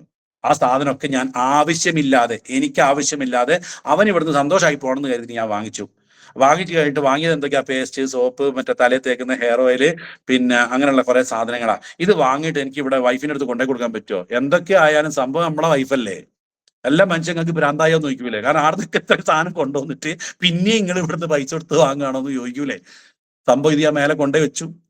ആ സാധനം തരുന്നതിന്റെ ഇടയിൽ പിന്നെ നിനക്ക് കിഡ്നി സ്റ്റോൺ പോകാൻ വേണ്ടി ഒരു സാധനം കൂടി ഉണ്ട് എന്ന് പറഞ്ഞു. യൂറി ഫ്ലഷ് എന്ന് പറഞ്ഞ സാധനം 3 ബോട്ടിലും ഒരു 3 ബ്ലഡ് പ്യൂരിഫയർ എടുത്ത് വെച്ചു. ഇവനക്ക് എന്റെ കിഡ്നി സ്റ്റോണിന്റെ കഥ അറിയാം, കാരണം ഇവനൊക്കെ പണ്ട് എന്നെ കൊണ്ടുപോയിൽപ്പെട്ട ആൾക്കാരാ പ്രയാസപ്പെട്ടപ്പോ. അപ്പൊ ഈ മരുന്ന് വന്നപ്പോൾ ഞാൻ പറഞ്ഞു അതെനിക്ക് തീരെ വേണ്ടെന്ന് പറഞ്ഞു. കാരണം ഇത് തരുന്നത് ഇവനല്ലേ. നിങ്ങൾക്ക് ഏറ്റവും നല്ല കൂട്ടുകാർ തരുന്ന സാധനം നിങ്ങൾക്ക് വിശ്വാസം ഉണ്ടാവില്ല. കാരണം എന്താ അറിയോ, ഓനെ പറ്റി നിങ്ങൾക്ക് നന്നായിട്ട് അറിയാലോ, അതുകൊണ്ടാണ്. അതേ സ്ഥാനത്ത് ഒരു പരിചയമില്ലാത്ത ആളെ തന്നെങ്കിൽ ചിലപ്പോൾ നിങ്ങൾ അത് വാങ്ങി കഴിച്ചിട്ടുണ്ടാവും. ആയതുകൊണ്ട് ഞാൻ അത് വാങ്ങി കഴിച്ചില്ല, ഞാനത് ഉപയോഗിക്കാതെ നിന്നു. ഇനിയിപ്പോ ഏതായാലും ഇനി ഇതും കൂടിയല്ലേ ഉള്ളൂ, ഇനി അവന്റെ ബാഗിൽ ഇതും കൂടി ഞാൻ വാങ്ങാനുള്ളൂ. ഞാൻ സ്റ്റോൺ വാങ്ങാൻ 16 വർഷമായിട്ട് ഞാൻ വിഷഗ്ര ഹമദ് ഹോസ്പിറ്റലിലെ ഡോക്ടർമാരുടെ ചികിത്സയ്ക്ക് പോയി, ഇവിടെയുള്ള ഡോക്ടർമാരുടെ ചികിത്സ ചെയ്തു, അലോപ്പതി ചെയ്തു, ഹോമിയോ ചെയ്തു, മന്ത്രം ചെയ്തു, കുതന്ത്രം ചെയ്തു. ഈ മന്ത്രം ചെയ്തു കുതന്ത്രം ചെയ്തു എന്നൊക്കെ പറഞ്ഞ് കുറെ പ്രാർത്ഥിച്ചു നോക്കി കല്ല് മാറാൻ വേണ്ടിയിട്ട്. എൻ്റെ ഉമ്മയും നാട്ടുകാരൊക്കെ പ്രാർത്ഥിച്ചു, മാറിയില്ല. പിന്നെ കുതന്ത്രം എന്ന് പറയുന്നത് മാനന്തവാടി എന്ന് പറഞ്ഞ സ്ഥലത്ത് ഒരു ആദിവാസി സ്ത്രീ ഉണ്ട്. അവിടുത്തെ പോയി കഴിഞ്ഞാൽ അവരിങ്ങനെ വയറിങ്ങനെ തടയും, ഇങ്ങനെ തടഞ്ഞിട്ട് അവിടുന്ന് ഈ കല്ല് നുള്ളി എടുക്കും. അത്രേ എനിക്ക് തീരെ വിശ്വാസം. നിങ്ങൾ അത്ര ആൾ വിശ്വസിച്ചപ്പോ ഇല്ലല്ലോ. പക്ഷെ ഞാൻ അങ്ങോട്ട് പോയിട്ടൊന്നും ഇല്ല സാനുവേട്ട. പക്ഷെ ഒരു കാര്യം മനസ്സിലാക്കണം, വേദനന്റെ കടുപ്പം കൊണ്ട് ഞാൻ പോയി. അഥവാ പോയാലോ മറ്റേ സലീം കുമാർ പറഞ്ഞ മാതിരി ബിരിയാണി കൊടുക്കുന്നുണ്ടെങ്കിൽ വെച്ച് പോവാണ് പോട്ടെ വെച്ചിട്ട് പിന്നെ ഞാൻ പോയി. രാവിലെ പോയിട്ട് എന്നോട് ഇങ്ങനെ ഷർട്ട് പൊക്കാൻ പറഞ്ഞു, ഇങ്ങനെ പൊക്കിയിട്ട് നുള്ളിയിട്ട് അതാ കല്ല് എന്ന് പറഞ്ഞ് തന്നു, കൈ തന്നു. ഞാൻ സ്കാൻ ചെയ്ത് നോക്കുമ്പോൾ ആ കല്ല് അങ്ങനെ തന്നെ ഉണ്ട് അവിടെ. അപ്പൊ ഈ പെണ്ണുങ്ങൾക്ക് കയറുന്ന ഈ കല്ല് കിട്ടിയത് എനിക്ക് ഇപ്പോഴും ഐഡിയ ഇല്ല കേട്ടോ. അപ്പൊ എന്റെ 300 രൂപയും പോയി, അന്നത്തെ എന്റെ ഓട്ടവും പോയി, കഷ്ടപ്പാട്. അപ്പൊ അങ്ങനെ ഞാൻ അടച്ചു നോക്കുമ്പോൾ ക്യൂ നിന്ന് കുറേ ആൾക്കാർ അവിടെ നിൽക്കുന്നുണ്ട്. അപ്പൊ അതിനെയാണ് ഞാൻ ഈ കുതന്ത്രം എന്ന് പറഞ്ഞത്. ഇതൊക്കെ ചെയ്തിട്ട് എന്റെ കല്ലിന് ഒരു ശമനവും ഇല്ല. എന്റെ കല്ലൊക്കെ ഇപ്പൊ എടുത്തു വെച്ചിട്ടുണ്ടെങ്കിൽ ഒരു വീടിന് തറ വേറെ കെട്ട അത്രയും കല്ല് എന്റെ കിഡ്നി സ്റ്റോണിൽ പോയിട്ടുണ്ട്. അപ്പൊ ആ സമയത്ത് ഞാൻ എന്ത് ചെയ്തെന്ന് വെച്ചിട്ടുണ്ടെങ്കിൽ, ഈ ഷമീറെ, ഇത്രയും ഡോക്ടർമാർ ചികിത്സ മാറിയില്ലല്ലോ, പിന്നെ ഓട്ടോ ഡ്രൈവറായ ഈ തന്നാൽ അത് മാറുമോ എന്നുള്ള എന്റെ ഒരു ചിന്ത ഉണ്ടല്ലോ. അത് സ്വാഭാവികമായി ഒരു മനുഷ്യന് വരുന്ന ചിന്തയാണല്ലോ, വേണ്ടാന്ന് പറഞ്ഞത് അതുകൊണ്ടാ. അപ്പൊ ഞാൻ നോക്കുമ്പോൾ അവന്റെ ബാഗിൽ ഇനി അതും കൂടി ഉള്ളൂ, അതും കൂടി വാങ്ങിയാൽ അവൻ സന്തോഷമായിട്ട് പോയിക്കോളും. അപ്പൊ ഞാനൊരു തീരുമാനം, പിന്നെ അതും കൂടി വാങ്ങിയിട്ട് ഓനെ സന്തോഷിപ്പിച്ചു വിടാം. അപ്പൊ ഞാൻ പറഞ്ഞു, എന്നാ പിന്നെ ഇതും കൂടി, എന്റെ പ്രായം കൂടിയവരുണ്ടാവും, എന്റെ നല്ല ആൾക്കാരുണ്ടാവും, എന്റെ മനസ്സിലെ ചിന്ത എനിക്ക് പറയാതിരിക്കാൻ പറ്റില്ല, അപ്രിയ സത്യമാണ് ഞാൻ പറഞ്ഞത്. ആ സാധനങ്ങൾ ഇവർക്ക് സ്നേഹത്തോടെ അല്ല വാങ്ങിയത്, അവനെ പിരാക്കി കഴുകിയിട്ട് പറഞ്ഞു, എന്നാ അതും കൂടി ഇങ്ങോട്ട്, ഞാനത് പറയുന്നില്ലെന്ന്, പക്ഷെ പറയാതിരിക്കാൻ പറ്റില്ല, നിങ്ങൾ എന്നോട് പൊരുത്തപ്പെടുകയാണ്, ഞാൻ പറയാം, ആ വാക്ക് ഞാൻ ഉപയോഗിക്കട്ടെ, എന്നാൽ അതും കൂടി ഇങ്ങോട്ട് പണ്ടാരടക്ക് എന്നുള്ള രീതിയിൽ ഞാൻ പറഞ്ഞു. എന്നാ അതും കൂടി ഇങ്ങോട്ട് പണ്ടാരടക്കുക, എന്റെ എല്ലാ പ്രശ്നവും തീരുമല്ലോ എന്നുള്ള രീതിയിൽ. ഈ എന്റെ ലീഡറെ കുറിച്ചാണ് ഞാൻ ഈ പറയുന്നത്. അതും കൂടി അപ്പൊ അവർ അതും കൂടി ഇങ്ങ് പണ്ടാരടക്കി, അതും കൂടി വാങ്ങി വെച്ചിട്ട് അതിന് എത്രയാന്ന് വെച്ച് പൈസ മൊത്തം അങ്ങോട്ട് കൊടുത്തു ഞാൻ. അപ്പൊ അവരെന്നോട് പറഞ്ഞു, നിന്റെ ആധാർ കാർഡും നിന്റെ പിന്നെ ഇതും കൊണ്ടാന്ന് പറഞ്ഞു. കാരണം ഞാൻ ഏകദേശം ഒരു 5,000-6,000 സാധനം വാങ്ങിയല്ലോ. നിങ്ങളൊന്ന് ആലോചിക്കുക, ഐഡി അടിക്കാനുള്ള സാധനം വാങ്ങി. എന്നോട് ആധാർ കാർഡ് ഐഡിയും കൊടുത്തപ്പോൾ ഞാൻ പറഞ്ഞു, ഷമീറ അത് മാത്രം ചോദിക്കുക, എനിക്ക് നാളെ ഗൾഫിൽ പോകാനുള്ളതാ, എനിക്ക് എയർപോർട്ടിൽ പോലീസ് പിടിച്ചിട്ടൊന്നും നിൽക്കാനുള്ള ആവശ്യമില്ല. കാരണം അത്രയ്ക്കും എതിരാ ഞാൻ ഈ ഇൻഡസ്ട്രിയോട്. പോലീസ് പിടിക്കുന്നുള്ളതാണ് എന്റെ നിയമം. അപ്പൊ ഞാൻ അഡ്രസ്സൊന്നും കൊടുത്തില്ല. അപ്പൊ വൈഫിനോട് പറഞ്ഞു 100 അഡ്രസ്സ് ഉണ്ട്, എന്റെ വൈഫ് കൊടുത്തോ ഇല്ലെന്നറിയില്ല, ഞാൻ എന്തായി കൊടുത്തില്ല. അങ്ങനെ ഇയാൾ പോയി, ഞാൻ ഈ സാധനമൊക്കെ ഇവിടെ എടുത്ത് വെച്ചു. 8 ദിവസം കഴിഞ്ഞപ്പോൾ ഞാൻ ഖത്തറിലേക്ക് പോവാണ്. അവന് നേരെ കൽപ്പറ്റയ്ക്ക് പോയി, ഞാൻ നേരെ ഖത്തറിലേക്ക് പോകുന്ന സമയത്ത് എന്റെ ഈ മുടി കൊഴിച്ചൽ, അവിടെ നിന്ന് ഞാൻ 10 വർഷം കൊഴിച്ച് എന്റെ ഈ ഏരിയ മൊത്തം പോയതായിരുന്നു. എന്നെ ഈ മുടി രണ്ടാമത് തിരിച്ചു കൊണ്ടുവന്ന ഒരു ഉൽപ്പന്നമാണ് മഹാഭൃംഗരാജ് ഓയിൽ ഇട്ട. അത് ഇതിനകത്തുണ്ട്, നിങ്ങൾ വാങ്ങി ഉപയോഗിച്ചോളൂ, അടിപൊളി, എനിക്ക് റിസൾട്ടാ. രണ്ടാമത്തെ ഒരു കാര്യം, ഞാൻ എന്താക്കി, ആ സാധനം വാങ്ങി വെച്ചു. പേസ്റ്റിന്റെ കുറെ ഗുണങ്ങൾ പറഞ്ഞപ്പോൾ ഞാൻ എന്താക്കി, ഇവിടുത്തെ പേസ്റ്റ് എടുത്ത് നോക്കി. ഇവിടുത്തെ കോൾഗേറ്റിലല്ലേ ആ പ്രശ്നമുള്ളൂ, എന്നാൽ ഗൾഫിൽ നിന്ന് കൊണ്ടുവന്ന യൂണിലിവറിന്റെ സിബാക്കയിൽ അത് ഉണ്ടാവില്ല ചെയ്യാം. ഗൾഫിൽ നിന്ന് കൊണ്ടുവന്ന പേസ്റ്റൊക്കെ എടുത്ത് നോക്കി, അതിനകത്തൊക്കെ ഉണ്ട് 6 വയസ്സിന് താഴെയുള്ളവർ ഉപയോഗിക്കുമ്പോൾ അതാക്കണം, പിന്നെ ഡോക്ടറോട് ചോദിക്കണം, നിങ്ങൾ ഇറക്കരുത്, നിങ്ങൾ പിടിക്കരുതെന്നൊക്കെ. സെൻസോഡിനെ എടുത്ത് നോക്കുമ്പോൾ അതിനകത്ത് എഴുതിയിരിക്കുന്നത്, ചെറിയ കുട്ടികളെ കയ്യെത്ത് നിർത്തി ഈ സാധനം വെക്കരുത്. ഇവിടെ വയനാട്ടിൽ ഈ പിന്നെ കീടനാശിന്റെ മുകളിലൊക്കെ അത് എഴുതി വെക്കുക, അത് സെൻസോഡിന്റെ മുകളിൽ എഴുതി വെച്ചേക്കുന്നത്. പിന്നെ 12 വയസ്സിന് താഴെയുള്ള കുട്ടികൾക്ക് ഇത് കൊടുക്കരുത്. അപ്പൊ നമ്മളെ പഞ്ചായത്തിലേ കളയാൻ പാടില്ല ആ സാധനം, അങ്ങനത്തെ വേസ്റ്റ് കൊണ്ടിടണോ. ഈ സാധനങ്ങളൊക്കെയാണ് ഞാൻ ഇവിടെ വലിയ സാധനം പറഞ്ഞ് നടക്കുന്നത്. അപ്പൊ ആ പേസ്റ്റ് എനിക്ക് ഇഷ്ടം, ഓണോണിന്റെ പേസ്റ്റ്, ഇത് ഞാൻ ഖത്തറിലേക്ക് കൊണ്ടുപോയി. നോക്കണം, മരുഭൂമിയിലേക്കാണ് മണലടിക്കുന്നത്. സാധാരണ ആർന്ന് ഇങ്ങോട്ടാ കൊണ്ടുവരിക, ഈ സാധനം ഞാൻ അങ്ങോട്ട് കൊണ്ടുപോയി. ഏത് പിന്നെ പേസ്റ്റ് കൊണ്ടുപോയി, ഈ ഹെയർ ഓയിൽ കൊണ്ടുപോയി. എന്നാൽ പിന്നെ ഇതെല്ലാം കൂടി കൊണ്ടുപോയി, കൊന്ന പാപം തിന്നാ തീരണല്ലോ. അപ്പൊ ഞാൻ ചെയ്തു, ഈ ഇവര് തന്ന ആ യൂറി ഫ്ലഷ് ഉണ്ടല്ലോ, ഏത് ഈ കിഡ്നി സ്റ്റോൺ പോകുന്ന പറഞ്ഞാൽ ഒരു വിശ്വാസമല്ല. ഏതായാലും ഇവിടെ വെച്ചാൽ ഒരു ബലം. എന്താ പിന്നെ സലീം കുമാർ പറഞ്ഞ പോലെ എന്തായാലും ഞാൻ പരീക്ഷിച്ചുകൊണ്ടിരിക്കുക, വേദന എങ്ങനെയാണല്ലോ, ഇനി ചിലപ്പോൾ പോവാണെ പോട്ടെന്ന് കരുതി ഈ സാധനത്തിൽ ഇതും ഞാൻ ബാഗിൽ വെച്ചു, ബാക്കിയൊക്കെ ഇവിടെ വെച്ച്. ഞാൻ എൻ്റെ ഗൾഫിൽ നിന്ന് വന്നപ്പോൾ ഈ ഒരു പേസ്റ്റ് തീർക്കാൻ വേണ്ടി ഒരെണ്ണം ഞാൻ എൻ്റെ ഉമ്മാക്കും ഒന്ന് എൻ്റെ മൂത്തുമാക്കും കൊടുത്തിരുന്നു. എൻ്റെ ഉമ്മാക്കും മൂത്തുമാക്കും ഭയങ്കര പല്ലുവേദനയാണ്. അങ്ങനെ അത് കൊടുത്തു കഴിഞ്ഞപ്പോൾ എൻ്റെ ഉമ്മ പറഞ്ഞു, മോനെ നീ ആ ഖത്തറിന്ന് കൊണ്ടുവന്ന പേസ്റ്റ് ഉണ്ടല്ലോ, അത് ഇനി വരുമ്പോൾ കൊണ്ടുവന്നു കേട്ടോ എന്ന്. ഇപ്പോഴും ഞാൻ എൻ്റെ ഉമ്മാക്ക് കൊടുക്കുന്ന പേസ്റ്റ് ഖത്തറിന്ന് കൊണ്ടുവന്ന ഓണോണിന്റെ പേസ്റ്റാ സാധനം സാറേ. ഞാൻ ഈ ബിസിനസിന്റെ പേസ്റ്റ് എന്ന് പറഞ്ഞാൽ ഉമ്മാക്ക് ഇഷ്ടമല്ല. ഖത്തറിന്ന് കൊണ്ടുവന്ന ഓണോണിന്റെ പേസ്റ്റാണ് എൻ്റെ ഉമ്മാക്ക് ഭയങ്കര ഇഷ്ടം. ഖത്തറിന്ന് കൊണ്ടുവന്ന ചാമ്പി തേയില എൻ്റെ ഉമ്മാക്ക് ഇഷ്ടം. ഞാൻ എൻ്റെ ഉമ്മയെ കുറിച്ച് പറയുന്നത്. പക്ഷെ ഇപ്പോഴാണ് എൻ്റെ ഉമ്മ മനസ്സിലാക്കി ഇതൊക്കെ മൈ ലൈഫിന്റെ സാധനം, കള്ളായി എന്നെ പറ്റിച്ചില്ല. ഇപ്പൊ ഹാപ്പിയാ, കാരണം ഇപ്പൊ ആഴ്ചക്ക് വരുമാനം വരുന്നുണ്ട്, സാധനങ്ങൾക്ക് നല്ല റിസൾട്ട് ഉണ്ട്, ഭയങ്കര ഹാപ്പി എൻ്റെ വീട്ടില്. അപ്പൊ ഞാൻ പറഞ്ഞത്, ഈ സാധനം ഞാൻ ഖത്തറിലേക്ക് കൊണ്ടുപോയിട്ട് ഞാൻ ഈ സാധനമൊക്കെ മേശപ്പുറത്ത് എടുത്ത് വെച്ചു. ഇത് തലേ തേച്ചു, കാരണം ഇത് അകത്തേക്ക് പോകുന്നില്ലല്ലോ, ഷമീർ എന്ത് തന്നാലും അകത്തേക്ക് പോകുന്നില്ലല്ലോ. അപ്പൊ ഇത് പുറത്ത് തേച്ചു. പേസ്റ്റ് അല്ലേ, കുഴപ്പമില്ല, അടിപൊളി. ഇത് രണ്ടും ഞാൻ സ്ഥിരമായിട്ട് ഉപയോഗിച്ചു. അങ്ങനെ ഇരിക്കെ ഞാൻ എന്താക്കും, ഈ യൂറി ഫ്ലഷ് എടുത്തു നോക്കും, ഒരു ചുവന്ന ബോട്ടിൽ അവിടെ തന്നെ വെക്കും. കാരണം ഇത് ഇവനല്ലേ തന്നത്, എൻ്റെ ഓട്ടോ ഡ്രൈവറല്ലേ തന്നത്, വിശ്വാസമല്ല. പിന്നെ എടുത്തു നോക്കും, അവിടെ വെക്കും, ഞാൻ കഴിക്കുന്നില്ല. അങ്ങനെയാണ് എൻ്റെ ഭാഗ്യത്തിനാണോ എന്നറിയില്ല, ചൈന ഹുവാങ്ങിൽ കൊറോണ സ്റ്റാർട്ട് ചെയ്തു. കൊറോണ വന്നപ്പോൾ നമ്മൾ വിചാരിച്ചു അത് ചൈനക്കാർക്കുള്ളതല്ലേ, നമ്മൾ മാസ്ക് വെക്കണ്ടെന്ന് കരുതി. അങ്ങനെ നമ്മളെല്ലാവരും മാസ്ക് വെക്കേണ്ട ഒരു അവസ്ഥ വന്നല്ലോ. അങ്ങനെ പൂട്ടി അടുക്കളയിൽ നിന്ന് ബെഡ്റൂമിലേക്ക് പോലും ക്വാറന്റൈൻ രേഖപ്പെടുത്തിയ ഒരു കാലഘട്ടം വന്നിരുന്നു, അറിയില്ലേ? അടുക്കളയിൽ നിന്ന് ബെഡ്റൂമിലേക്ക് പോകാൻ പറ്റില്ല, ബെഡ്റൂമിൽ നിന്ന് വരാന്തയിലേക്ക് ഇറങ്ങുമ്പോൾ വരാന്തയിൽ ഇറങ്ങി റോഡിലേക്ക് പോയ ആളുകൾ ഓടിച്ചിട്ട് പിടിച്ച് പോലീസ് സ്റ്റേഷൻ, ഭയങ്കര പ്രശ്നമായ ഒരു കാലഘട്ടം ഉണ്ടായിരുന്നു. എല്ലാം പൂട്ടി, ഹോസ്പിറ്റലിൽ പൂട്ടി, സ്കൂൾ പൂട്ടി, കോളേജ് പൂട്ടി, എന്തിനു പറഞ്ഞു, കോഴിക്കോട് മെഡിക്കൽ കോളേജ് പൂട്ടി, ലോകം മൊത്തം പൂട്ടി. ആ സമയത്ത് എന്നെയും പൂട്ടി. നിങ്ങൾ വിചാരിച്ചു ഞാൻ അവിടെ ഇങ്ങനെ കറങ്ങി നടക്കല്ല. അപ്പൊ ആ സമയത്ത് ഖത്തറിൽ ഞാനും റൂമിലായി. ഞാൻ ചിന്തിക്കുന്നത്, ഇനി 1.5 മാസം കഴിഞ്ഞാൽ 2 മാസം കഴിഞ്ഞ് നോമ്പ് വരാൻ പോവാ. ഈ നോമ്പ് വന്നു കഴിഞ്ഞാൽ ഇനി ആംബുലൻസിലിട്ട് എന്നെ എങ്ങോട്ട് കൊണ്ടുപോകും? അപ്പൊ എനിക്കൊരു കാര്യം ഉറപ്പായി, ഒന്നുകിൽ കിഡ്നി സ്റ്റോൺ വന്നിട്ട് വേദന വന്ന് മരിക്കും, ഇല്ലെങ്കിൽ കൊറോണ വന്ന് മരിക്കും. അതിന് ഞാൻ സെലക്ട് ചെയ്ത മരണം കൊറോണ വന്നിട്ട് മരിച്ചോട്ടെ, കിഡ്നി മരിക്കാണ്ടിരിക്കട്ടെ. അത്രയും വേദന സഹിക്കാനുള്ള കെൽപ്പ് എനിക്കില്ല. ഞാൻ വീട്ടിലേക്ക് വിളിച്ചു, എല്ലാവരോടും പൊരുത്തപ്പെടിക്കാനുള്ളതൊക്കെ പൊരുത്തപ്പെടുവിച്ചു, വസിയത്തൊക്കെ കൊടുത്ത് എല്ലാ കാര്യങ്ങളും, എൻ്റെ നാട്ടിലുള്ള ഒരു പാസ്പോർട്ട് ഇവിടെയാടാ വെച്ചതെന്ന് പറഞ്ഞു. ഈ കാര്യങ്ങളൊക്കെ കാരണം സീരിയസ് ആയി, ഞാൻ തമാശയല്ല, ആ ഒരു രീതി. കാരണം ഗൾഫിൽ ഞാൻ പിന്നെ 3 ദിവസം ഹമദ് ഹോസ്പിറ്റലിൽ കിടക്കും, ഈ കിഡ്നി സ്റ്റോണായിട്ട് ബന്ധപ്പെട്ട് അത്രയും പ്രശ്നങ്ങളാ. അങ്ങനെ ഇരിക്കുക എൻ്റെ എല്ലാ ആക്ടിവിറ്റീസും നഷ്ടപ്പെട്ടു, എൻ്റെ സംസാരമൊക്കെ പോയി, ഞാൻ ആകെ ഡിസപ്പോയിന്റഡ് ആയി. ആ സമയത്ത് ഞാൻ വെറുതെ നോക്കുമ്പോണ്ട് ഈ യൂറി ഫ്ലഷ് അവിടെ കിടക്കുന്നു. അപ്പോ എനിക്ക് ഈ കൊണ്ടുതന്ന വ്യക്തിയുടെ പേര് എന്ന് പറയുന്നത് ഇന്നത്തെ നാഷണൽ ടീം കോർഡിനേറ്ററുള്ള ഷമീർ മുഹമ്മദ് എന്ന് പറഞ്ഞ വ്യക്തിയാണ്, ഈ ഓർഷ ഡ്രൈവർ ഇട്ടാ. ഞാൻ അദ്ദേഹത്തെ ഈ ഒരു സമയത്ത് നന്ദിയോടുകൂടി സ്മരിക്കുകയാണ്, നന്ദിയോടുകൂടി ഓർമ്മിക്കുകയാണ്. കാര്യം വെച്ചാലോ, ഈ ഷമീർ മുഹമ്മദ് അന്ന് എനിക്ക് ഈ സാധനം തന്ന സമയത്ത് എനിക്ക് അവനിൽ ഒരു വിശ്വാസം ഒന്നും ഉണ്ടായിരുന്നില്ല. അവനോട് സ്നേഹമുണ്ട്, പക്ഷെ വിശ്വാസമല്ല. ഞാൻ പറയുന്ന കാര്യങ്ങൾ നിങ്ങൾ മനസ്സിലാക്കണം. അവനോട് എനിക്ക് സ്നേഹമുണ്ട്, പക്ഷെ എന്തില്ല, വിശ്വാസമില്ല. നിങ്ങൾക്ക് നിങ്ങളുടെ കൂട്ടുകാരോടും നിങ്ങളുടെ ഈ ബന്ധപ്പെട്ടവരുടെ സ്നേഹം ഉണ്ടാവും, പക്ഷെ ഇക്കാര്യത്തിൽ വിശ്വാസം ഉണ്ടാവില്ല. പക്ഷെ ഈ വിശ്വാസവും കൂടി ആ സ്നേഹത്തിലേക്ക് അങ്ങോട്ട് ക്ലബ് ചെയ്യുമ്പോണ്ടല്ലോ, പിന്നെ നിങ്ങളൊരു വലിയ ഒരു ഒരു ഒരു ഒരു ഒരു ഉറപ്പിലേക്ക് നിങ്ങൾ എത്തും. ആ സ്നേഹത്തിന്റെ കൂടെ വിശ്വാസം കൂടി വന്നു കഴിഞ്ഞാൽ. ആ ഷമീറിൽ എനിക്ക് വിശ്വാസമില്ലാത്തതുകൊണ്ട് ഞാൻ എന്ത് ചെയ്തു, ഈ കൊറോണ സ്റ്റാർട്ട് ചെയ്ത സമയത്ത് ഞാൻ ഷമീറിനെ വിളിച്ചു, ഷമീറെ നീ തന്ന അത് നീ ഇതുവരെ കഴിച്ചില്ലെന്ന് ചോദിച്ചു. ഇല്ല, ഞാൻ കഴിച്ചില്ല. അതെന്താ? അല്ല, അതൊന്നുമില്ല, എനിക്ക് വിശ്വാസമില്ലാത്തതുകൊണ്ടാന്ന് എനിക്ക് പറയാൻ പറ്റുമോ? അപ്പോൾ ഇനി ഞാനത് കഴിക്കാൻ തീരുമാനിച്ചു. കാരണം എന്താ അറിയോ, ഇത് പിടിച്ചില്ല എന്നെ കൊറോണ പിടിക്കും, ഇല്ലെങ്കിൽ എന്നെ ഇത് പിടിക്കും, എന്തായാലും മരിക്കാൻ വന്നാൽ പിന്നെ അതിന് മുമ്പ് ഇതങ്ങ് തീർത്തളയാ, ഇനിയിപ്പോ എന്തായാലും വേണ്ടിയില്ല, ഇതങ്ങ് കഴിച്ചു നോക്കാം എന്ന് കരുതിയിട്ട് ഞാനത് ഷമീർ ഇതെങ്ങനെയാ കഴിക്കേണ്ട രീതി ചോദിച്ചു. കാരണം ഒരു വലിയ സ്റ്റോണിന്റെ പിന്നിൽ ഞാൻ നടക്കുകയാണ്, വലിയ ട്രീറ്റ്മെന്റിന് ഡോക്ടർമാരെയും തെരഞ്ഞു നടക്കുക, യൂറോപ്യൻ ഡോക്ടർമാർ വരെ എന്നെ ചികിത്സിച്ചു ഹമദ് ഹോസ്പിറ്റലിൽ നിന്ന്. എന്നിട്ടും മാറാത്ത ഒരു സാധനത്തിന് ഒരു ഒരു ഫുഡ് സപ്ലിമെന്റ് തരുമ്പോൾ ഇത് മരുന്നല്ല എന്ന് ഷമീർ പറയുകയും ചെയ്തു. ഉള്ള വിശ്വാസം മൊത്തം പോയി. ഇത് മരുന്ന് ഇറങ്ങി ഡോക്ടർക്ക് തരാനുള്ളൂ. ഈ ഡോക്ടർമാർ മരുന്ന് എന്നിട്ട് മാറാത്ത സാധനം ഈ ഷമീർ തന്നാൽ മാറുമോ? ഇതാണ് പ്രിയപ്പെട്ടവർ, ഞാൻ ചോദിക്കുന്നതിൽ വല്ല തെറ്റുണ്ടെന്ന് നിങ്ങൾ പറ. മാറൂല എന്നുള്ള വിശ്വാസം. പിന്നെ ഷമീർ വന്ന് പറയുന്നത്, ഞാൻ ചോദിച്ചത് മരുന്നല്ല എന്ന് പറഞ്ഞു. പിന്നെ ഇതെന്താ, ഇതൊരു ഫുഡ് സപ്ലിമെന്റ് ആണ്. അപ്പൊ ഇതെങ്ങനെയാ കഴിക്കേണ്ടത്? അപ്പൊ പറഞ്ഞു, ഇത് രാവിലെ വൈകുന്നേരം കഴിക്കുക, വയറിറച്ച് വെള്ളം കുടിക്കുക. അപ്പൊ എൻ്റെ എല്ലാ വിശ്വാസവും നഷ്ടപ്പെട്ടു. ഒരാൾ മരുന്ന് കഴിക്കാൻ വേണ്ടി പറയും, രാവിലെ വൈകുന്നേരം കുറച്ച് കുടിക്കുക, അതിന്റെ ഇടയിൽ പള്ളർച്ച് വെള്ളം കുടിക്കുകയെന്ന്. എന്ത് ഒരു ക്വാളിറ്റി ആണ്, ഒരു വിശ്വാസം ഇല്ല, പോയി. അപ്പൊ ഞാൻ ചോദിച്ചാൽ, അല്ല ഷമീറ, ഇത് കഴിക്കുമ്പോൾ ശ്രദ്ധിക്കേണ്ട കാര്യങ്ങൾ എന്തൊക്കെയാണ്? നമ്മൾ പ്രൊഫഷണൽ ആയിട്ട് ചോദിക്കുകയാണ്. അപ്പൊ അയാൾ പറയുകയാണ്, അത് നമ്മളോടുള്ള ഫ്രണ്ട്ഷിപ്പ് കൊണ്ടാണ് പറയുന്നത്. അപ്പൊ അയാൾ പറയുന്നത്, കുടിക്കുമ്പോൾ ശ്രദ്ധിക്കേണ്ട കാര്യം, നീ ഇങ്ങനെ കുടിക്കുന്ന സമയത്ത് ഷർട്ടിൽ മറിയാതെ നോക്കണം, ഷർട്ടിൽ അലക്കേണ്ടി വരും, ഇത്രയും ശ്രദ്ധിക്കാൻ അതിനകത്തുള്ളൂ എന്ന് പറഞ്ഞു. അപ്പൊ എനിക്കുള്ള വിശ്വാസം തീരെയും പോയി. അത് കഴിഞ്ഞ് എന്നാ പിന്നെ വെക്കട്ടെ എന്ന് പറഞ്ഞു, ഞങ്ങൾ കട്ട് ചെയ്തു. പിന്നെ ഞാൻ എന്താക്കി, ഒന്നും നോക്കിയില്ല, മനസ്സില്ലാ മനസ്സോടെ പൊട്ടിച്ചു. ഒന്ന് ഷെയ്ക്ക് ചെയ്യും, സ്പൂണും അളവൊന്നുമില്ല, ഏതാണ്ട് ഒരു കൊട്ടക്കമ്മതി എന്ന് പറയില്ല, കൊട്ടക്കമ്മതി ഏകദേശം വായിൽ ഇങ്ങനെ ഒരു സ്പൂണിന്റെ അളവാകുമ്പോൾ നിർത്തുക, കുടിക്കുക, ബാക്കിയുള്ള സമയത്ത് വെള്ളം കുടിക്കുക, വൈകുന്നേരം കുടിക്കുക.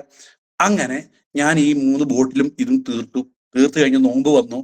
നോമ്പ് എല്ലാ വർഷവും ഞാൻ നോമ്പ് 10ന്റെയും 20ന്റെയും ഇടയിൽ ഞാൻ ഹോസ്പിറ്റലൈസ്ഡ് ആവുകയും എൻ്റെ നോമ്പ് നഷ്ടപ്പെടുകയും ചെയ്യുന്ന. അങ്ങനെ ഇത് കഴിഞ്ഞു, നോമ്പ് വന്നു, നോമ്പ് 5 കഴിഞ്ഞു, 10 കഴിഞ്ഞു, ടെൻഷൻ ഭയങ്കര ഹൈ ആയി, 15 കഴിഞ്ഞു. ഈ മരുന്ന് കുടിച്ചുകൊണ്ടിരിക്കുക, എന്തായാലും നോമ്പ് 20-ന് ശേഷമാണ് വേദന വരിക. അതിനുവേണ്ടി നോമ്പ് 20 കഴിഞ്ഞു, 25 കഴിഞ്ഞു, 30 കഴിഞ്ഞു. നല്ലൊരു പെരുന്നാൾ എനിക്ക് ആഘോഷിക്കാൻ പറ്റിയ, ഒരു ഹോസ്പിറ്റൽ ഇല്ലാത്ത ഒരു പെരുന്നാൾ 16 വർഷങ്ങൾക്ക് ശേഷം ആഘോഷിക്കാൻ പറ്റി എന്നുള്ളത് ഭയങ്കര സന്തോഷമായി. ആ സമയത്ത് എൻ്റെ ആവശ്യം ഈ സംഭവം ഉള്ളത് തന്നെയാണോ എന്നുള്ളതാണ്. നമുക്ക് അങ്ങനെയാണല്ലോ. ഞാൻ അവിടെ ലോകകപ്പുമായി ബന്ധപ്പെട്ട് അതിന്റെ ഫോട്ടോഗ്രാഫിൽ അവിടെ കളിക്കാൻ വരുന്ന ഒരുപാട് സുഹൃത്തുക്കളുണ്ട്, അവർക്ക് ഒരുപാട് ഈ വേദനയുള്ള ആളുകളുണ്ട്. അങ്ങനെ അവരെയൊക്കെ ഞാൻ പരിചയപ്പെട്ടു. അങ്ങനെയാണല്ലോ, നമുക്കൊരു അസുഖം ഉണ്ടെങ്കിൽ ആ അസുഖമുള്ള ഒരുപാട് സുഹൃത്തുക്കൾ ഉണ്ടാവും. നിങ്ങൾക്ക് എന്തെങ്കിലും ഒരു പ്രത്യേകമായ ഒരു അസുഖം ഉണ്ടെങ്കിൽ ആ അസുഖം കാണിക്കാൻ പോകുന്ന സ്ഥലത്ത് വേറെ കുറെ ആൾക്കാർ, നിങ്ങൾ എവിടുന്ന? ഞാൻ ഇന്ന സ്ഥലത്ത് നിന്ന്. നിങ്ങൾ എവിടുന്ന? എന്താ ഇത് എത്ര വർഷമായി? നിങ്ങൾക്ക് എത്ര വർഷമായി? എനിക്ക് 3 വർഷമായി. ഞങ്ങൾക്ക് 4 വർഷമായി. അങ്ങനെ പരിചയമുള്ള കുറെ ആൾക്കാരുണ്ടാവുമല്ലോ നമുക്ക്. അതേപോലെ എനിക്കും കിഡ്നി സ്റ്റോണുകളുള്ള കുറെ ആൾക്കാരെ എനിക്ക് പരിചയമുണ്ട്. അങ്ങനെ ഞാൻ എന്താക്കി, പിന്നെ ഫ്ലൈറ്റും ഒക്കെ ചാലു എന്ന് പറഞ്ഞാൽ ഫ്ലൈറ്റ് ഒക്കെ ഓടാൻ തുടങ്ങിയപ്പോൾ ഇവിടുന്ന് ഞാൻ സാധാരണ ബീഫ്, ബിച്ചർ, വർത്ത ഇതൊന്നും കൊടുത്തുവിടാൻ പറയില്ല. വൈഫിനോട് പറയും, ഈ സാധനം കൊടുത്തുവിടും എന്ന് പറയും. ഈ സാധനം നേരെ ഖത്തറിലേക്ക് കൊടുത്തുവിടും. ഖത്തറിന് ഞാൻ ഈ പറഞ്ഞ ആളുകൾക്ക് ഫ്രീ ഓഫ് കോസ്റ്റ്, അല്ലാണ്ട് പൈസക്ക്. കാരണം ഞാൻ കച്ചവടക്കാരനല്ലല്ലോ, ഞാൻ വിൽക്കനൊക്കെ ഒന്നല്ലോ, ഞാനൊരു സർവീസ് ചെയ്യാൻ പോവാണ്. ഞാൻ ഈ സാധനം ഈ കിഡ്നി സ്റ്റോണുള്ള കുറച്ച് ആളുകൾക്ക് ഞാൻ വാങ്ങിക്കൊടുക്കണം. എടാ, ഇത് കഴിച്ചു നോട്ടോ, നല്ല സുഖമാണ്, മാറട്ടെ എന്ന് കരുതിയിട്ടാണ്. അതിൽ വേറെ ഒരു ഒരു ഒരു ഒരു സംഭവം കൂടി ഒളിഞ്ഞു കിടപ്പുണ്ട്. ഷീബ മാഡം മൈക്കൊന്ന് ഓഫ് ചെയ്യോ, അതോ എന്തോ പറയാൻ വേണ്ടി വന്നതാണോ ഷീബ മാഡം?